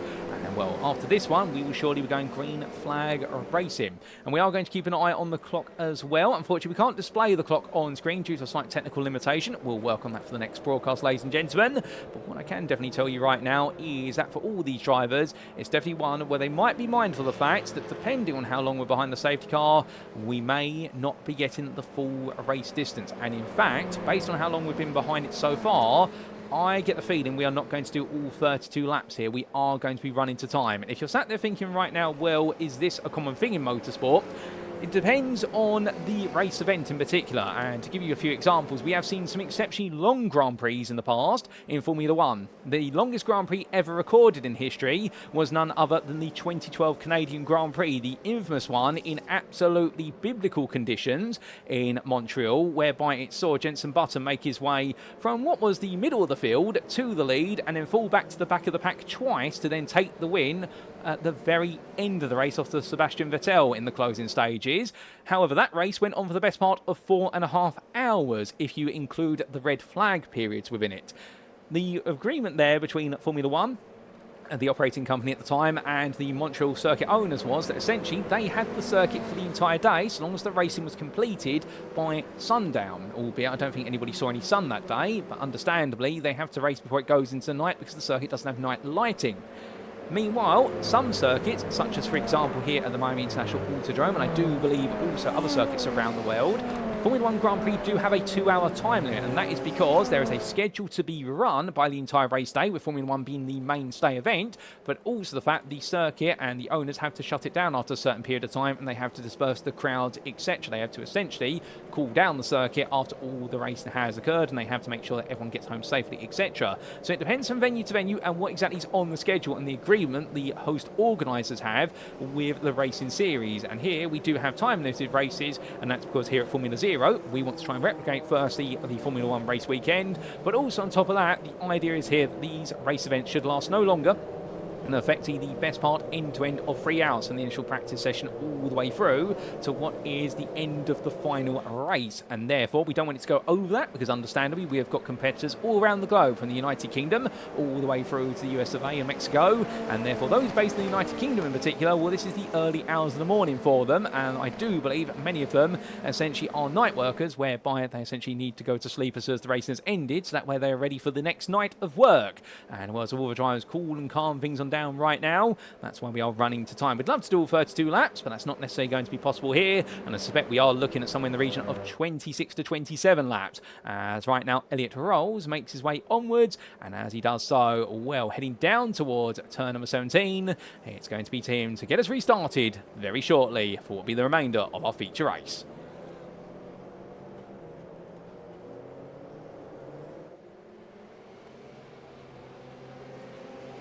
So as the safety car pulls in, when exactly will Rolls go? He gets ready to launch. Does he go immediately or does he wait? He backs the field up. He really backs them all up. And he's going to get everybody, I think, irate. And as he goes, in the end, he catches them all by surprise. Elliot Rolls there, nails the restart. And, well, Callaway and Fitzsimmons are looking more to each other. And immediately, Fitzsimmons on the inside of Callaway goes up the inside. The multiple-time champions, the respective drivers, as they make the way through right now, it is going to be Callaway who loses out versus Fitzsimmons. And they're just being boxed in, and it has massively hurt him. But from then we have had a bit of an incident for Carlos Balanar and also for none other than Cameron Nix, who have both been caught up in a little bit of contact. We'll have a look at that shortly because I believe that Balanar has had to be towed to the pit, but the rest of the field has safely made their way through and back up to racing speed. So we are back to full throttle racing once again here in Miami, and right now, well, apart from the change in the top two, everybody else is as they were at the safety car restart, as we do see there are a lot of push to pass lights going on. And well, right now Leo Delmas trying to look around the outside of Ricardo Espino in towards turn number 8. It's a long run. In fact, down towards turn 11 they come, and onto the brakes they go. Well, Fabian Sanchez there dives the inside. Meanwhile, we'd have Espino, Bianchi and Delmas together. 3 wide they enter the corner, and in the end Delmas is going to be absolutely robbed of places here as Bianchi does get ahead of him. And meanwhile, well, Delmas not going to take no for an answer as he tries to go around the outside. Where's he going to go other than hit the bollard there? And well, for Leo Delmas, that's going to be a bit of damage to the front wing of the car, but he is able to carry on. But that was brave, that was bold, but in the end it didn't quite work out. Meanwhile, back to the leaders, and here comes Fitzsimmons up the inside of Elliot Rolls. And right now, the DDK Racing Team driver needs to try and hold on here and represent the team high and get them some big points. But I don't think it's going to work, as Fitzsimmons in the end does make the move. He just avoids the barrier, and Finley Fitzsimmons is into the lead. And right now, the number 16 driver here, well, if he can find a way through, he'll do so. He's looking to try and make it 2 wins out of 2. But coming across that timeline, Fitzsimmons trying to break the draft there. On Rolls coming in towards turn number 1, and Jaden Callaway right behind. Well, right now, he's holding on to his third place position, but he's starting to lose the top 2. I wonder if there's a bit of strategy here, perhaps from Callaway. Perhaps he's thinking out the bigger picture and perhaps trying to do some fuel saving and tyre management. We will see. But Delmas and Espino still fighting, as Antonio Bianchi now has the unenviable task of keeping them behind. And Delmas looking around the outside. He just gets it done there. Brave stuff from Leo Delmas as he makes that move. And, well, that's what it looks like in front of him now. It's all clear, but behind him, well, there's Antonio Bianchi staying with him, and I wouldn't be surprised if Bianchi now is going to try and come back at him down the long stretch in towards turn 11. But as Espino carries on, so does Turnbull. All these drivers right now nose to tail together here, and, well, the gaps are not too large. Espino and Turnbull are fighting each other instead, and we do look to that as they make their way past our static camera. And I think James Turnbull has managed to creep ahead of the INCA Salsa car. Yes, he has. And, well, Espino now falls back to 13th place, but he's definitely enjoying himself out there. And Francesco Soros will be the next driver to try and take the ball on. He's catching gradually 1.3 seconds behind. But as all this fighting continues to really defy belief, it's absolutely incredible fighting. Although Espino, they're almost losing the rear of the car, coming through 13 and gets it under control. So Soros is going to get a little bit closer. And we do need to take a look at what happened to Nix and Balanars as they restarted their race. And in fact, we do have a quick replay to explain, ladies and gentlemen. And here we go. So this is what happened between Cameron Nix and Carlos Balanas in towards turn number 1. And, well, big dive up the inside from other drivers. And in the end, Cameron Nix being turned around there. He was on the outside of it all. He was really tertiary to the instant. I think it was Balanas in the end who got collected. And who collected him is the question. Was that Gareth McAllister who came in rather hot? Well, we'll have to see. This was Carlos Balanas, meanwhile, his perspective. In fact, no, he was the one who came diving on in. And in the end, mistimed it and collected the INCA Salsa car. And that explains it all, ladies and gentlemen, as in the end he was turned around, and Gareth McAllister was the INCA Salsa car that was right in the middle of it all, and the unfortunate main victim in the event. But with that, we head back to your live racing. So as our drivers carry on, well, right now we've still got plenty more to go here, and, well, that restart definitely had ups and downs to it, but right now we're definitely on the up. As into the pits has come Shade Prophet. I'm not quite sure if he's made a mistake or not, but either way, he's in at the moment, and work has been done on the car. And meanwhile, that is going to be Jaden Callaway getting ahead of Elliot Rolls, as Finley Fitzsimmons is being allowed to run away with the lead of this race, and right now he could definitely make it a perfect day in the office today. It'll be one all the way through the session, done and done, from qualifying to sprint to feature race, albeit not quite what will be a Grand Slam. That requires you to lead every lap in the race as well, but he will come close to it, as now Callaway and Rolls try to play the game of catch-up, or do they play the game of fight each other? Well, it's up to them. They're going to be the deciders of that. Shahi Zahir, meanwhile, in the white and red machine, he chases after Robert Nobles, and making the way on down here. Meanwhile, Nobles, he's gradually making some progress as Zahir looks to the inside. I think this is more defence versus Delmas rather than attack, as Delmas going to go around the outside of him. Is there enough space to do so? He hits the wall, does Delmas, but he hits it flush. He'll get away with it that time. Meanwhile, Antonio Bianchi now trying to get involved in the fight. He is absolutely going all in here as we jump on board with Antonio Bianchi in the INCA X51C car. Onto the brakes he goes, too wide in front. They make the way out of the corner, and in the end, well, it's still too wide between us. They make the way all the way through turns 1, 2 and 3. And right now, Delmas and Zuhair are not giving any ground. A little bit of a rub between the two of them. And up towards turns 5, 6, 7 and 8 they come. It's still too wide on entry, but in the end, Delmas will get ahead as Bianchi right now into a wrestle with a dirty air in front of him. The double dirty air, he's getting off the cars in front, but the Canadian driver here doing well. Oh my good lord, as the car comes loose on him there. Brilliant car control, as quick as a flash, and as he makes his way onto that back stretch, well, right now Bianchi will be thinking to himself, right, we just avoided that one, wants to come next. And that goes to show you just how they lose so much downforce on the car when they are in that dirty air. But onwards he goes, and as he does so, right now, they roar in towards that braking zone, and there's no change. Meanwhile, further back there is a change here as Ricardo Espino and Francesco Salsa go side by side. And Salsa on the inside there, and Espino's going to try and hold that outside line, and he does. Salsa goes around there. I'm not sure if there was contact or not, but Francisco Salsa in the end is going to lose out to Ryan Tebow, and also Arturo Mayorga's getting a bit closer, but hold the phone, because there's been an incident, and this is none other than Jace Mayer, who's currently parked looking the wrong way as the field makes its way around, and the yellow flags will wave, and Jace Mayer still waiting right now before he can turn the car. Robert Nobles, I think, was also caught up in that, albeit for Robert Nobles, he is not towed to the pit. I believe he is carried on, whereas for Mayer, it's definitely gone backwards. And, well, we'll get a replay of that when we can. Meanwhile, Nobles and Espino together. Robert Nobles on the inside. Espino trying to go around the outside. I wonder if Nobles has got some rather significant damage on the car, because he doesn't look to be quick at the moment as these drivers head up towards the next lap. But as they do, heading down towards turn number 1.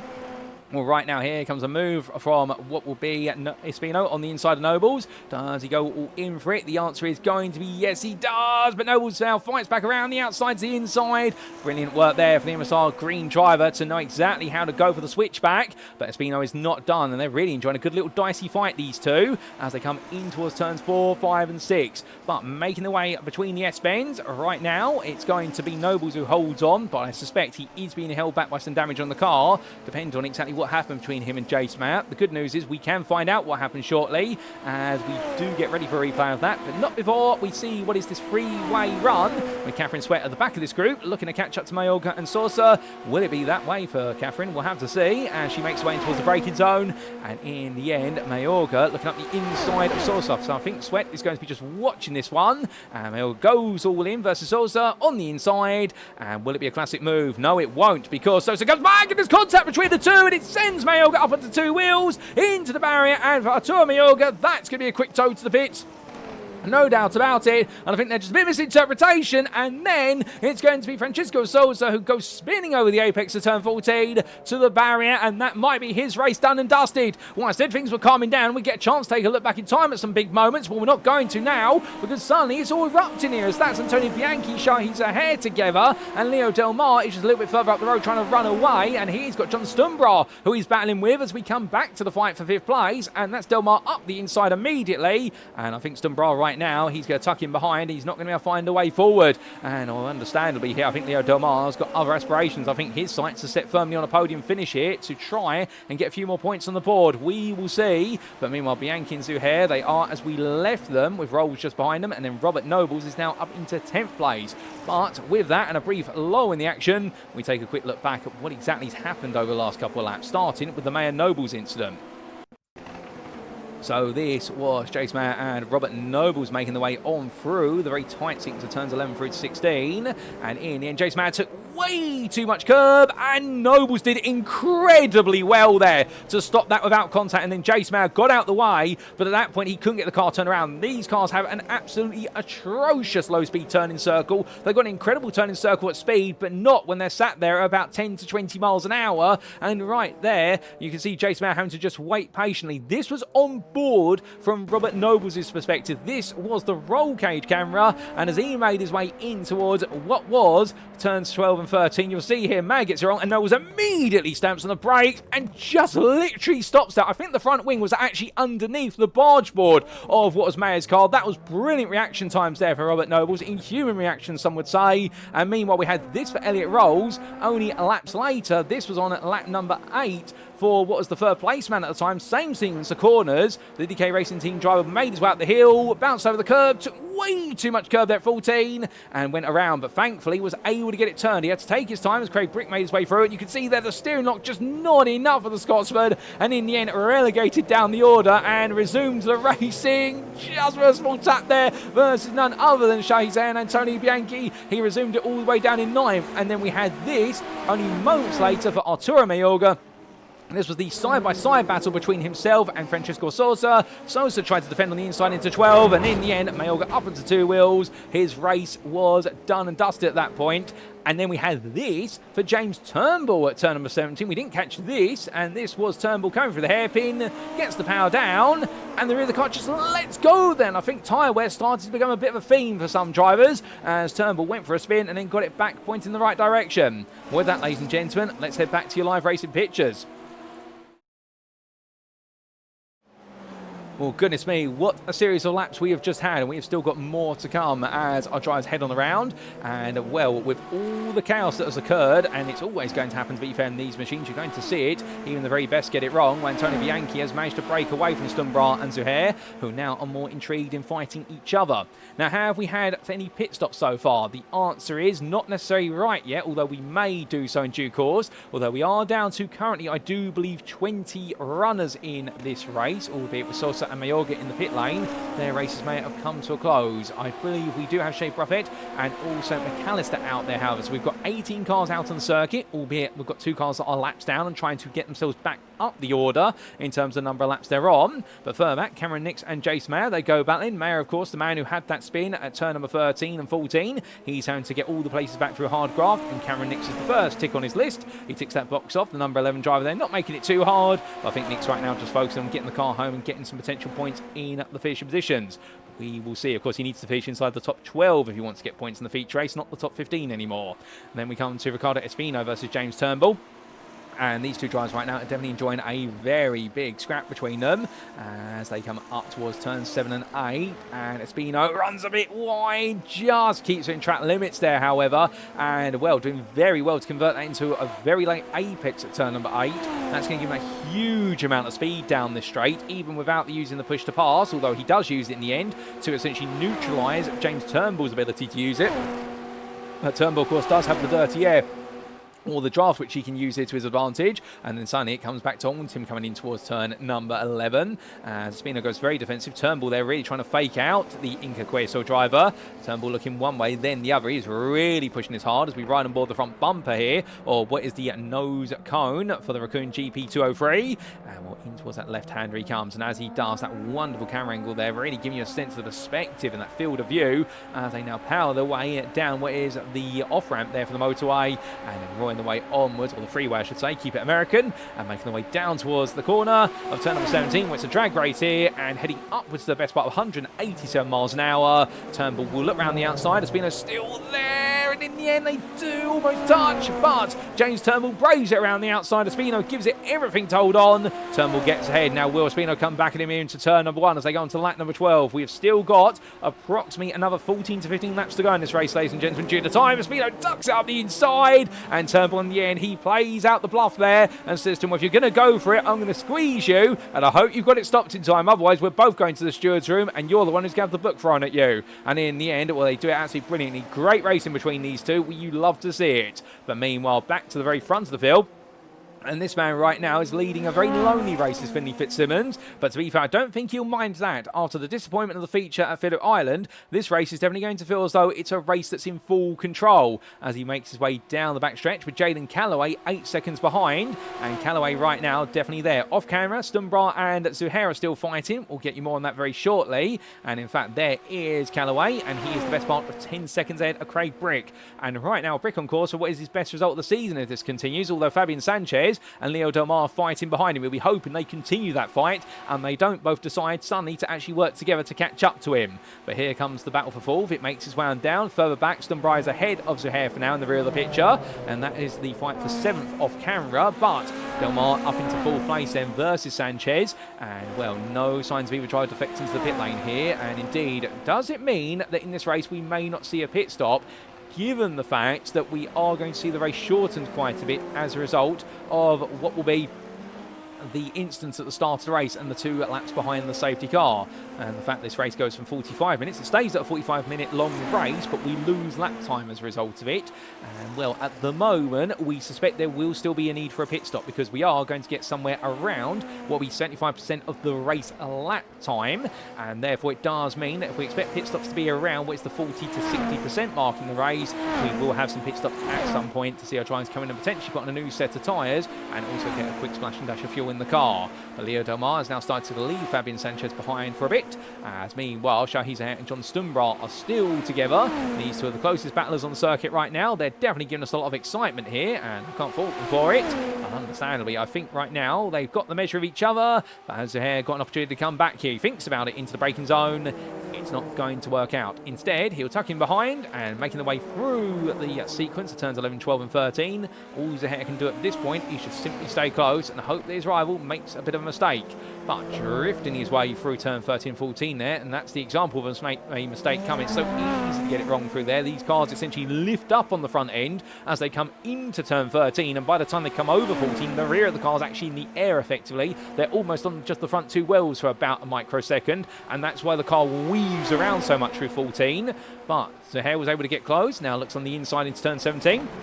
And the number 10 driver goes for it, goes a bit deep. Stumbarr tries to switch it back, but goes deep with it now. I think was expecting Zaher to get stopped on that inside line. And well, Zaher does get the move done for a brief moment, but it's as we look behind Stumbarr's car, we look to the front of it, and we can see right now the number 70 driver here looking for the move on the inside. Can he get it done? No, he can't. He's way too far back, and I think right now he's going to be setting back into the Ryman rhythm, which is run behind the leader and see what is to come next. But, of course, there is a bit of strategy thrown into this one, and you can imagine there might be some changes with the pit stops as Catherine Sweat comes into the pit. So look out my commentary booth window, and that will be for the one and only pit stop we'd expect her to make today.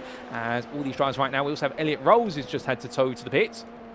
And I believe there's been some sort of incident for Rolls. We'll come to that shortly. But Stumbarr right now continue to chase down Zaher, and I wouldn't be surprised if we see these two come back together shortly for a further battle. They definitely have been giving us multiple chapters of a cinematic battle. Well, coming in towards turn 11, he's too far back this time, is the privateer of Stumbarr, and instead he's going to have to wait just that little bit longer. But in towards that braking zone he comes, and as he does so, we have had... Oh, hold up a second. That's Riccardo Espino. He's missing a rear wing. I think Espino's let it go round at turn number 8, and in fact, that car right now, if he can get that to the pits without having to tow, credit to him. That car's going to have no rear downforce at this point, and under brake, and he's going to need to brake at a very straight line, and he's going to have to brake carefully, because if he doesn't and he brakes slightly off centre with the steering wheel, the rear of that car is going to come around quicker than he can say we're going for a spin. But as Espino keeps it together, he tries to make sure now he doesn't make any mistakes as we take a look back in time at both what happened to Elliot Rolls and Espino as Espino does tow to the pits. So this was first Elliot Rolls down in 16th at the time and trying to recover his way into the race, and well, made his way up through turn 13 to 14, takes way too much curb there, and the car straight into the barrier, and that was his race done and dusted, sadly. We then had this for Riccardo Espino only a lap later. We just, of course, caught the tail end of this. Turn number 17 to 8, chasing after James Turnbull, trying to get back at him. Got the power down, a bit too eager with the power, and in the end the car came sliding loose, went to reverse it, and hits the barrier for it, unfortunately. And, well, that's going to be a mistake he's going to learn from very quickly, because what could have been a recoverable situation has now turned into a situation whereby it's been a tow to the pits at the furthest point on the circuit, and therefore it's a very long time waiting for the car to arrive at its destination. With that, back to live racing we go.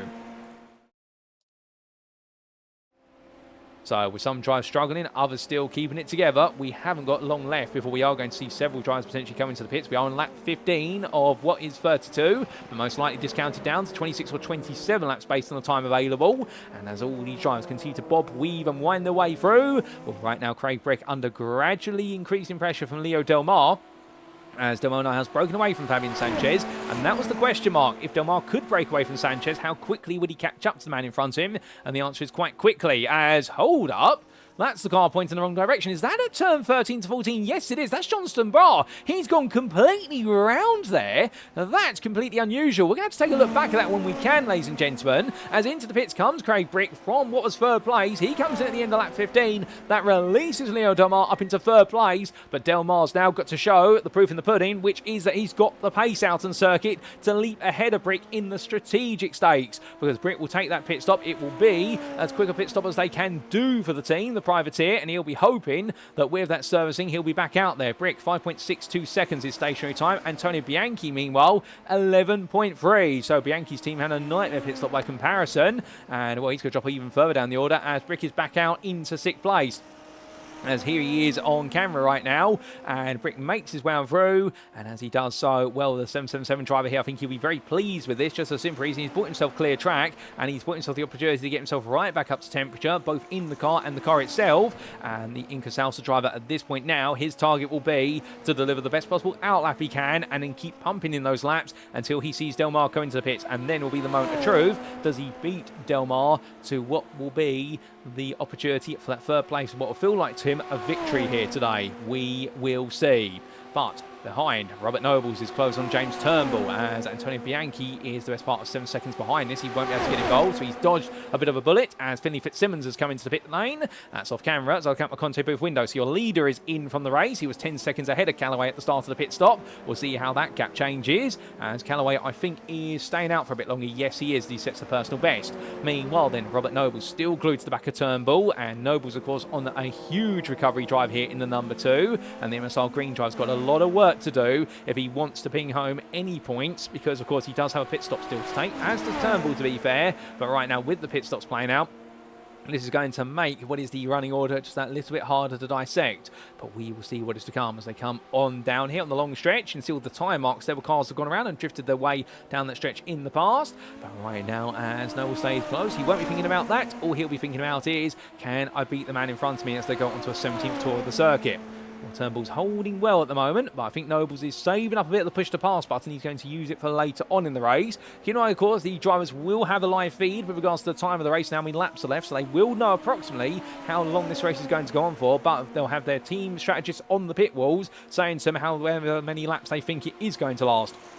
Because there is the question mark of whether it's 26 or 27, but we believe, in fact, it's 26 laps now. We're not going to get that 27th lap in, as Noble's got very close there, coming through turns 4 and 5 versus Turnbull, but offline there, he then had to back off through 6, otherwise he would have run increasingly wide into 7, and he would have suddenly found himself out on the marbles. And when you go out there, you lose a lot of grip, and suddenly those tyres, which are very sticky and grippy, become tyres that you don't want to have on the car for at least a lap. You've got to get all those marbles off, they just lose so much. Well, that does help, of course, with essentially getting the car weight checked after the racing, if this was Formula 1, because that's why they go out there after the racing is complete, is to pick up all the pickup, and that adds weight back onto the car, so that way they pass the weighing scales at the end, which these Superformance 23 machines, they don't have to go through that here on iRacing, but if they did, you can imagine our drivers will be doing that after the race as well.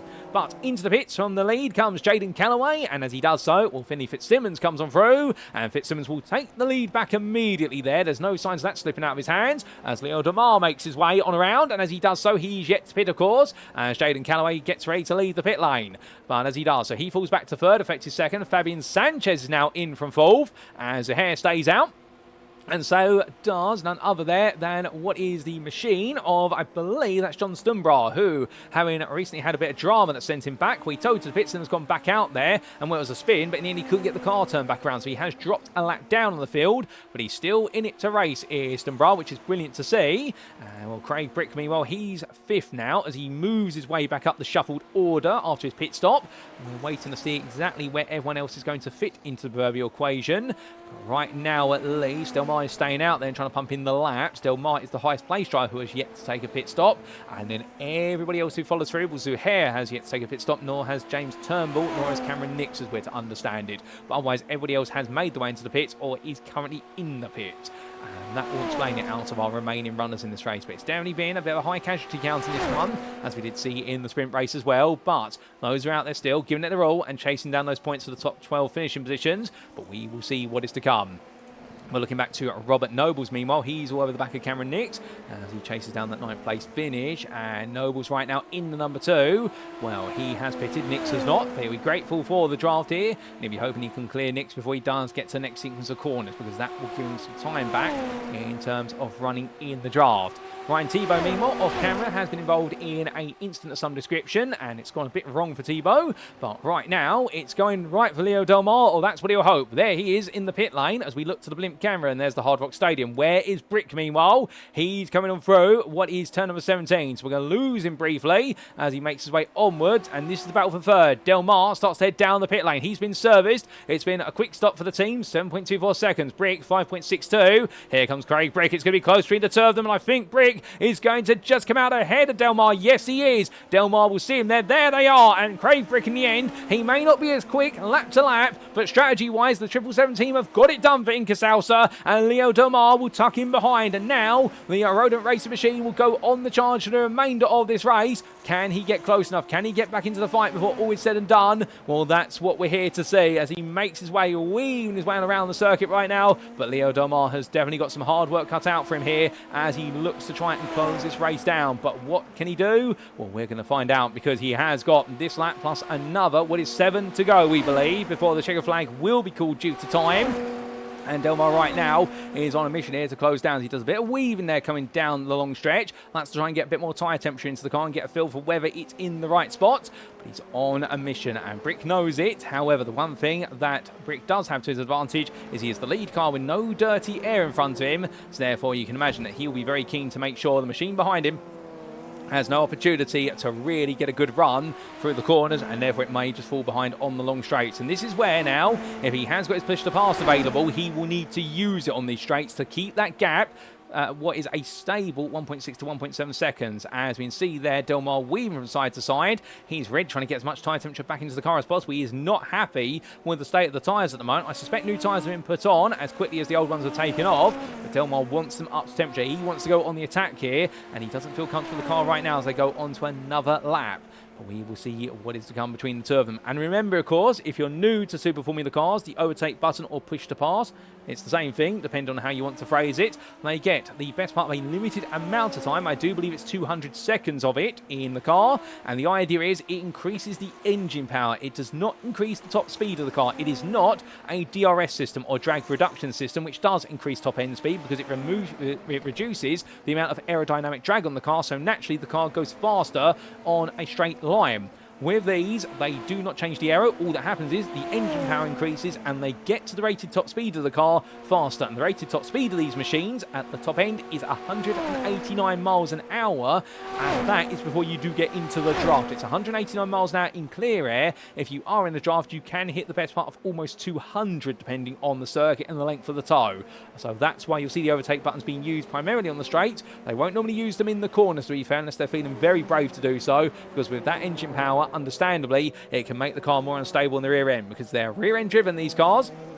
It's mid-engine rear-wheel drive, and as they make the way out, well, Leo Delmas right now pushing hard, but Brick, for everything that Delmas is throwing at him, it's right now Craig Brick who is feeling more comfortable because of that lead, I suspect. He just feels safe, but he does have a bit of a challenge in front of him. There is John Strumbar, who is a lap down, and Brick will be hoping that he closes up to the number 70 at a point on the lap where it's not a mid-corner sequence. Not to say that Strumbar's not going to respect the blue flag should they arrive. However, catching another car, as we have seen so many times here, is very challenging, and running that dirty air through the corner sequences really hurts the front end so much. And Strumbar right now is being caught gradually. Albeit on that last lap, Strumbar's lap was a 38.19, Brick was a 37.55, so that is 6 tenths. And right now, Brick is approximately about 2 seconds behind, but he will catch him, and I suspect he's going to catch him towards the very end of this lap, if not on the next one, where he'll start to pick up that dirty air. Meanwhile then, whilst things are settling down here for a brief moment, we take a look back in time at some of what happened, including to John Strumbar back on lap 15, and here was the spin. Now, this was a very odd one because it had happened through turn 13, but how exactly did he end up pointing the wrong way? So through 12 he went into 13 and 14, hit the barrier there. That's what upset the car. It was the graze on the rear right tyre, span him around, and at that point, he's got to drive backwards further down the road to get it turned, and that's why he towed. Otherwise, he would be immediately disqualified by the iRacing shielding system for driving in the wrong direction due to safety. So that explains his story, and then we had this for Ryan Tebow on lap 17. This was Tebow battling at the time with the MSR Green machine, well, not the MSR Green machine, the privateer of Catherine Sweat, and as he made his way from 12 into 13, oh, the rear end just lighting up too much, and Tebow into the barrier there, and his race came to an abrupt halt. And we halt the replays, we head back to our live racing. So back we come then, ladies and gentlemen. Still laps to be done here. We're on to lap 22 for our leader. But right now, well, the excitement, it's not going away. We are building up to a potential crescendo, but the big battle is for the final spot on the podium. Will it be Brick or will it be Delmas? We are not too far away from finding out here because we're on 22 of an expected 26 laps of racing that remain. And right now for Craig Brick, all he's got to do is hold on. Delmas, however, he's pushing. He is pushing exceptionally hard here as we ride on board with the rodent racing driver. And right now what he is trying to do is close this down little by little, taking every bit of curb he can. The Frenchman here wanting to bring that gap down, but understandably Brick doing everything he can to make sure it doesn't. Brick does have the draft of the machine of none other than John Strumbar now to help him on this long stretch of road from turn 8 towards 11. But the closer he gets to Strumbar, the bigger the effects of that dirty air. Delmas will start to feel it as well off the back of Brick. He is already feeling it, 1.2 seconds behind. But then he'll start to feel a double dose of the dirty air potentially, depending on how they all close up. But right now, Brick not able to clear Strumbar here as they come into a very tight sequence of corners. This may just hold Brick back a little bit. And again, it's not pointing forwards at Strumbar. He's doing everything right as Delmas battles with the steering wheel there, coming for 11, 12, and 13 and 14. My goodness, he is throwing this car around. And as he makes way for turn 16, gap now 1.4 seconds onto the backstretch. But Strumbar steps aside there. Overtake button on. You can see it there. And you can see the timer being demonstrated as it counts down. He's saved a lot of this as Delmas. But to be fair, they've only got 2 long stretches to do so as it gradually heads down from what was the 125 seconds remaining. But Brick is safe, at least for the time being, as he heads into the braking zone there for what is turn number 17. And the overtake will stay on here as he now makes his way all the way up towards turn number 1. So Delmas now using it more and more here. He is risking everything for this, understandably so. But Brick is responding. These two pushing each other to the limit as they head on to another lap. Further back down the order, Jace Mayer. The MSR purple driver goes a bit deep there at turn number 16. That was a slightly compromised line where he tries to hunt down Turnbull and Alston Nobles, but they are 3 and 7 seconds up the road respectively. And he wants to move a bit further up inside this top 10 if he can. Well, being the last one in it. Gareth McAllister, meanwhile, he's the next car up the road, but he is a lap down. After that instant at turn number 1, really punctured what was his opportunity to land some good points here. He's currently 14th, 2 laps down, in fact, off of the leaders, and a lap down off of a Stumbra and Nix. So right now for McAllister, this is all about just getting the car to the end and hoping perhaps there will be some more retirees that will naturally just see him inherit the points, but we will see. So I suspect there's also going to be a few stewards' inquiries after today's races, and therefore there might be some points available just simply through drivers having post-race penalties added to their timings. But we will see. Of course, that's in the laps of the stewards. We're here just in the Conte booth, bringing you all the racing action as it unfolded, and well, as all the drivers head on the round. Meanwhile, Gareth McAllister doing everything right here to bring this race home safe and sound. But from the back of the field, we come to the very front. Finley Fitzsimmons goes on to a 24th lap, 9 seconds ahead of Jaden Callaway. And right now, Fitzsimmons definitely doing everything right here to make sure that Callaway can't catch up. And Craig Brick, meanwhile, a lot further back. The best part of 21 seconds here. Your top two have been on a completely different planet in this race. And the fastest lap of the race is currently owned by none other than what is, I do believe, Finley Fitzsimmons. But Callaway and Fitzsimmons are both trying to exchange lap times and are both hunting down what will be that bonus point for the fastest lap. So we will see what's to come between them. And Craig Brick, meanwhile, in that third place, well, he will just feel as though right now it's all about one thing and one thing only, and that is keeping Delmas behind as they've both cleared Stumbra, who's not impeded them whatsoever. Well done to Stumbra for that. And now these two definitely locking into a battle that will run the final 3 laps of the course. Of course, we are expecting not to complete 32 laps. We are going to be doing 26 in total, ladies and gentlemen, because of the early safety car. But with that, of course, it means that whilst we have had a bit of a shorter race in terms of the amount of metres and miles covered, it has not been a race without its elements. And the big incident at the start of the race in lap number 1 definitely saw the relegation of several drivers from this race all the way to the pit lane. And then when we restarted in lap number 4, there was a further incident that hurt many. But those who are left right now, well, they definitely have gone for a race of attrition. And it has led to some absolutely brilliant battling moments. And it's not just been about what has been the fight for third between Brick and Delmas. Fitzsimmons and Callaway, they definitely looked quick early on and pushed their way to the front of the field. But Fitzsimmons has just had the answers to Callaway today. And also in the battle for fifth, Fabian Sanchez, he's gradually found his way up the order. Albeit the number 8 driver really has had to make amends after a challenging race number 1. But he's finally found his groove here in Miami in the nick of time to land some good points. Antonio Bianchi, who is 6th currently, trying to chase him down. He is closing on Sanchez little by little. He's had quite a middling race to begin with, but then suddenly it's all clicked together in his battle with Shahid Zahair and also other drivers such as Robert Nobles and James Turnbull, and that's why he's into 6th place. And you can see Zahair further behind, and Shahid Zahair has enjoyed plenty of fighting here today. Indeed, I think he's had the most fighting everybody, with his big rival Nick Peterson in the end unfortunately succumbing to incidents, and it hasn't quite worked out for Peterson, but it has worked out for Zahair. And well, he's also enjoyed a good old scrap with the likes of none other and what has been Elliot Rolls midway through this race distance. But still, more laps to be turned from all these drivers as they get just that little bit closer on lap 25 at the moment. And as they do, well, the Brick Delmas battle, that's what we're going to stay transfixed to, at least for now. It's the closest one out there. Although Turnbull and Nobles are getting closer together as well.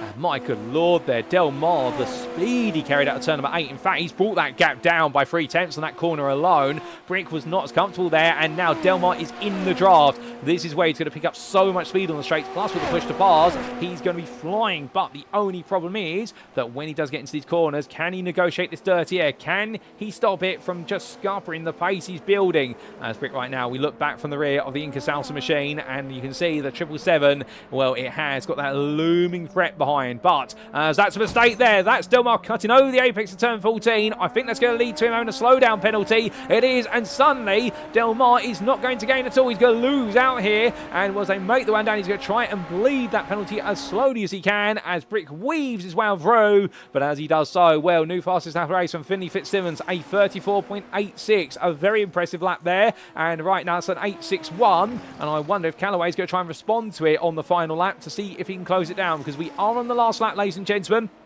26 laps will be done here today. The white flag has just come out as I look out my Conte booth window, and Callaway right now hasn't got a response for Fitzsimmons over the whole distance, but has he got a response when it comes to just seeing who's the fastest over a single lap here? We're to see is he's got the overtake button on, so therefore he's going full attack gear for the final lap. He wants to prove a point to Fitzsimmons, which is, yes, you may have won on the road today, but I'm going to win in terms of the fastest lap times. But Brick versus Delmas, they are still 1.2 seconds away, and Delmas then has fallen back, but right now it's all going to come down to a final attack lap, I suspect, for Delmas. Can he go all in here to close down Brick? As right now the 777 driver has really held on so well in this race, to be fair, and this third place, it's going to be one of the performances of the season thus far this season. Yes, we're already 2 rounds in, but I suspect this is going to be one that's talked about for a long time, this third place finish, and Brick has driven it so well. But as Delmas tries to chase him down, we look to your leader, and as he comes on through, what is turn number 17 for the final time. The lights flash fresh behind because he's used up most of the overtake button, but he's used it all when he's needed to. And for Finley Fitzsimmons, it is going to be back-to-back victories here in Miami. He takes the perfect score today, or does he? Because as Jaden Callaway comes through the final quarter, he's on a lightning quick lap, and Callaway takes the fastest lap on the very last lap of 34.745. So it's not perfection for Fitzsimmons, but it's 99.9% of the way there ahead of Callaway. And then what about for Craig Brick versus Delmas? Who's going to round off that podium? Oh, it's going to be Brick at the moment. Delmas close, but I don't think he's there. All it needs now is for Brick to keep it together for a couple of corners as Delmas spins. Delmas spins, pushing so hard, and Craig Brick will take his maiden podium of the season in third place. And what a drive. You can see how happy he is, and he's going to be jumping up and down and joy inside that car. Then Leo Delmas gets it back round the right way, and in the end can only take fourth today. Head of Fabian Sanchez, who rounds off the top 5. Antonio Bianchi was right behind him at the finish in 6th, and then it'll be Shahi Zahair who comes home in 7th place with a solid effort just ahead of Robert Nobles, but Nobles has got a bit of time between him and his finish line. And here comes Robert Nobles, as we have also had off camera Cameron Nix and Catherine Sweat finish 11th and 12th respectively. But here comes Nobles to his finish. It will be to 8th place, just ahead of James Turnbull in the end. The MSR Green Drive does bring home some good points ahead of Turnbull. And then we will have Jace Mayer coming through. A Shane Prophet finishes the race as well, down in 15th place. Mayer, meanwhile, the man centre of your screen, rounds off your top 10. And then we will have one more car to finish the race. It will be Gareth McAllister, ladies and gentlemen. Give him, I like all of them, a round of applause, because they've all had to go through an absolutely tough grinder a race here today, and Miami definitely has not held back any punches. For those who got to the finish, they'll definitely feel like champions, each and every one of them, as Gareth McAllister rounds off the finishing order in 14th in terms of those who have come through at last but not least on the circuit. Well, goodness me, ladies and gentlemen, what a race in the end. Full of surprises, shocks, and everything you can name it. But as they all cool them down, well, there's one man who today definitely deserves his moment in the spotlight. Finley Fitzsimmons with an incredible drive, no doubt about it. And whilst the car spins there, parked up, Finley Fitzsimmons enjoying an absolutely incredible run. But with that, let's take a look at those race results, subject to Eddie Stewart's inquiries. And as we can see, as they make the way up onto the screen for our feature race in round 2 of the League Zero Formula Series Season 17, brought to you on iRacing and powered by none other than INCA Salsa. Finley Fitzsimmons, your winner, back-to-back winner here, making now 3 wins out of 4 this season, and the MSR Purple driver is off to a flying start. Jaden Callaway, second in the end for INCA X51C on his debut round for what was this season. In the end, still a very happy set of finishes and back-to-back second places. And Craig Brick, meanwhile, what a performance from 7th in race 1 one, in the end bringing home a third place at INCA Salsa race in his first podium of the season, and he's going to be absolutely ecstatic about that.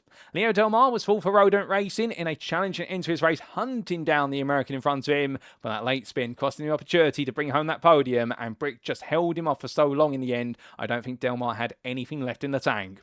Fabian Sanchez finished 5th, the Squid Gang Racing driver in the end. Some early mistakes cost him some progress, but the top 5, he'll be happy with that. Ahead of Antonio Bianchi, the Inca X51C driver, also netted some solid points there to back up Callaway, and the team's campaign and the team's championship is definitely now fully underway. The Sri Lankan of Arrive and Drive Racing Shahi Saher took 7th and really enjoyed plenty of battling today, and I suspect right now the number 10 driver won't really care about where he's finished. All he cared about is the fact he's had plenty of battles, with Robert Nobles further behind in there in 8th place at MSR Green. And then Raccoon GP's James Turnbull took home none other than 9th place in the end in the 203 by 5 seconds ahead of Jay Smith at MSR Purple, who's had a day today that's been up, down, it's been around, it's been pretty much everywhere here in Miami, being the 77 driver only able to secure a 10th place after what was a challenging race number 1.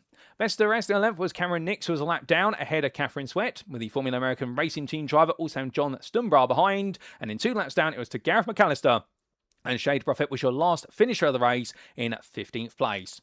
We then did see sadly retirements and non-finishes therefore for Ryan Tebow, also for Ricardo Espino, Elliot Rose, Arturo Mayorga and Francisco Sosa. And outside that top 20, we also had difficulty for Carlos Balanas, Elliot Cawte, also Austin Thomas, Demont Dotson, Nick Peterson, Xavier Zainab and Jack Mundy, with many of them being casualties of the opening lap incident. But with that, ladies and gentlemen, as the sun gradually sets here in Miami and in the US state of Florida, well, we do need to say goodbye to the MIA Autodrome, because it is time for us to leave round number 2 behind. But what a round it has been, and it definitely has set the tempo high for the rounds to come. But with that, it's time for us to wrap up. Thank you very much for watching, and if you have enjoyed today's show and you want to know more about the League Zero Formula Series, perhaps you're sat there right now wanting to get on the grid or just know more about the history behind the series, well, for all that and more, we definitely recommend you head to the official website, and that's www.leaguezero.net, and there you can find out everything from the history of the series all the way through to how you can get on the grid, either for this season if you want to join as a mid-joiner, or get on the grid for season 18, because I'm sure there's going to be one at some point. We'd also like to say a big thank you to our title sponsor for this season, and it's none other, of course, our continued relationship with INCA Salsa. And if you are a fan of salsa and are looking to taste the very best, then look no further than INCA Salsa, containing only the freshest ingredients, no gluten and no added sugar, just like the finest authentic salsa should. Once you've had a taste of the incredible family recipe salsa from Julio Espino, you will never want to taste any of the rest. So to put yourself in pole position to enjoy the best salsa you will ever have, do head to INCA Salsa's official website, that address at the bottom of your screen, of shop-inca-salsa.myshopify.com today. We'd also like to take a moment, ladies and gentlemen, to say thank you to our additional series sponsors of MSR Performance and Engineering and also Team Goon Squad.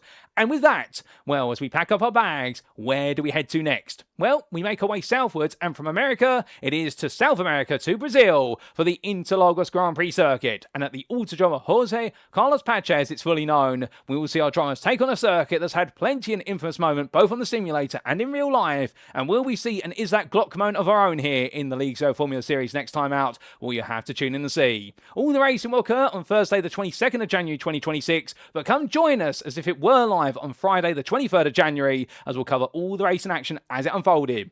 But until then, we have been the League Zero Formula Series. I've been your host and commentator, Paul Walsh. You've been tuning into a Paul Walsh production. And until next time, remember to stay safe, stay well, stay smiling, and most importantly, as always, ladies and gentlemen, like our drivers, remember to stay on track. Good night.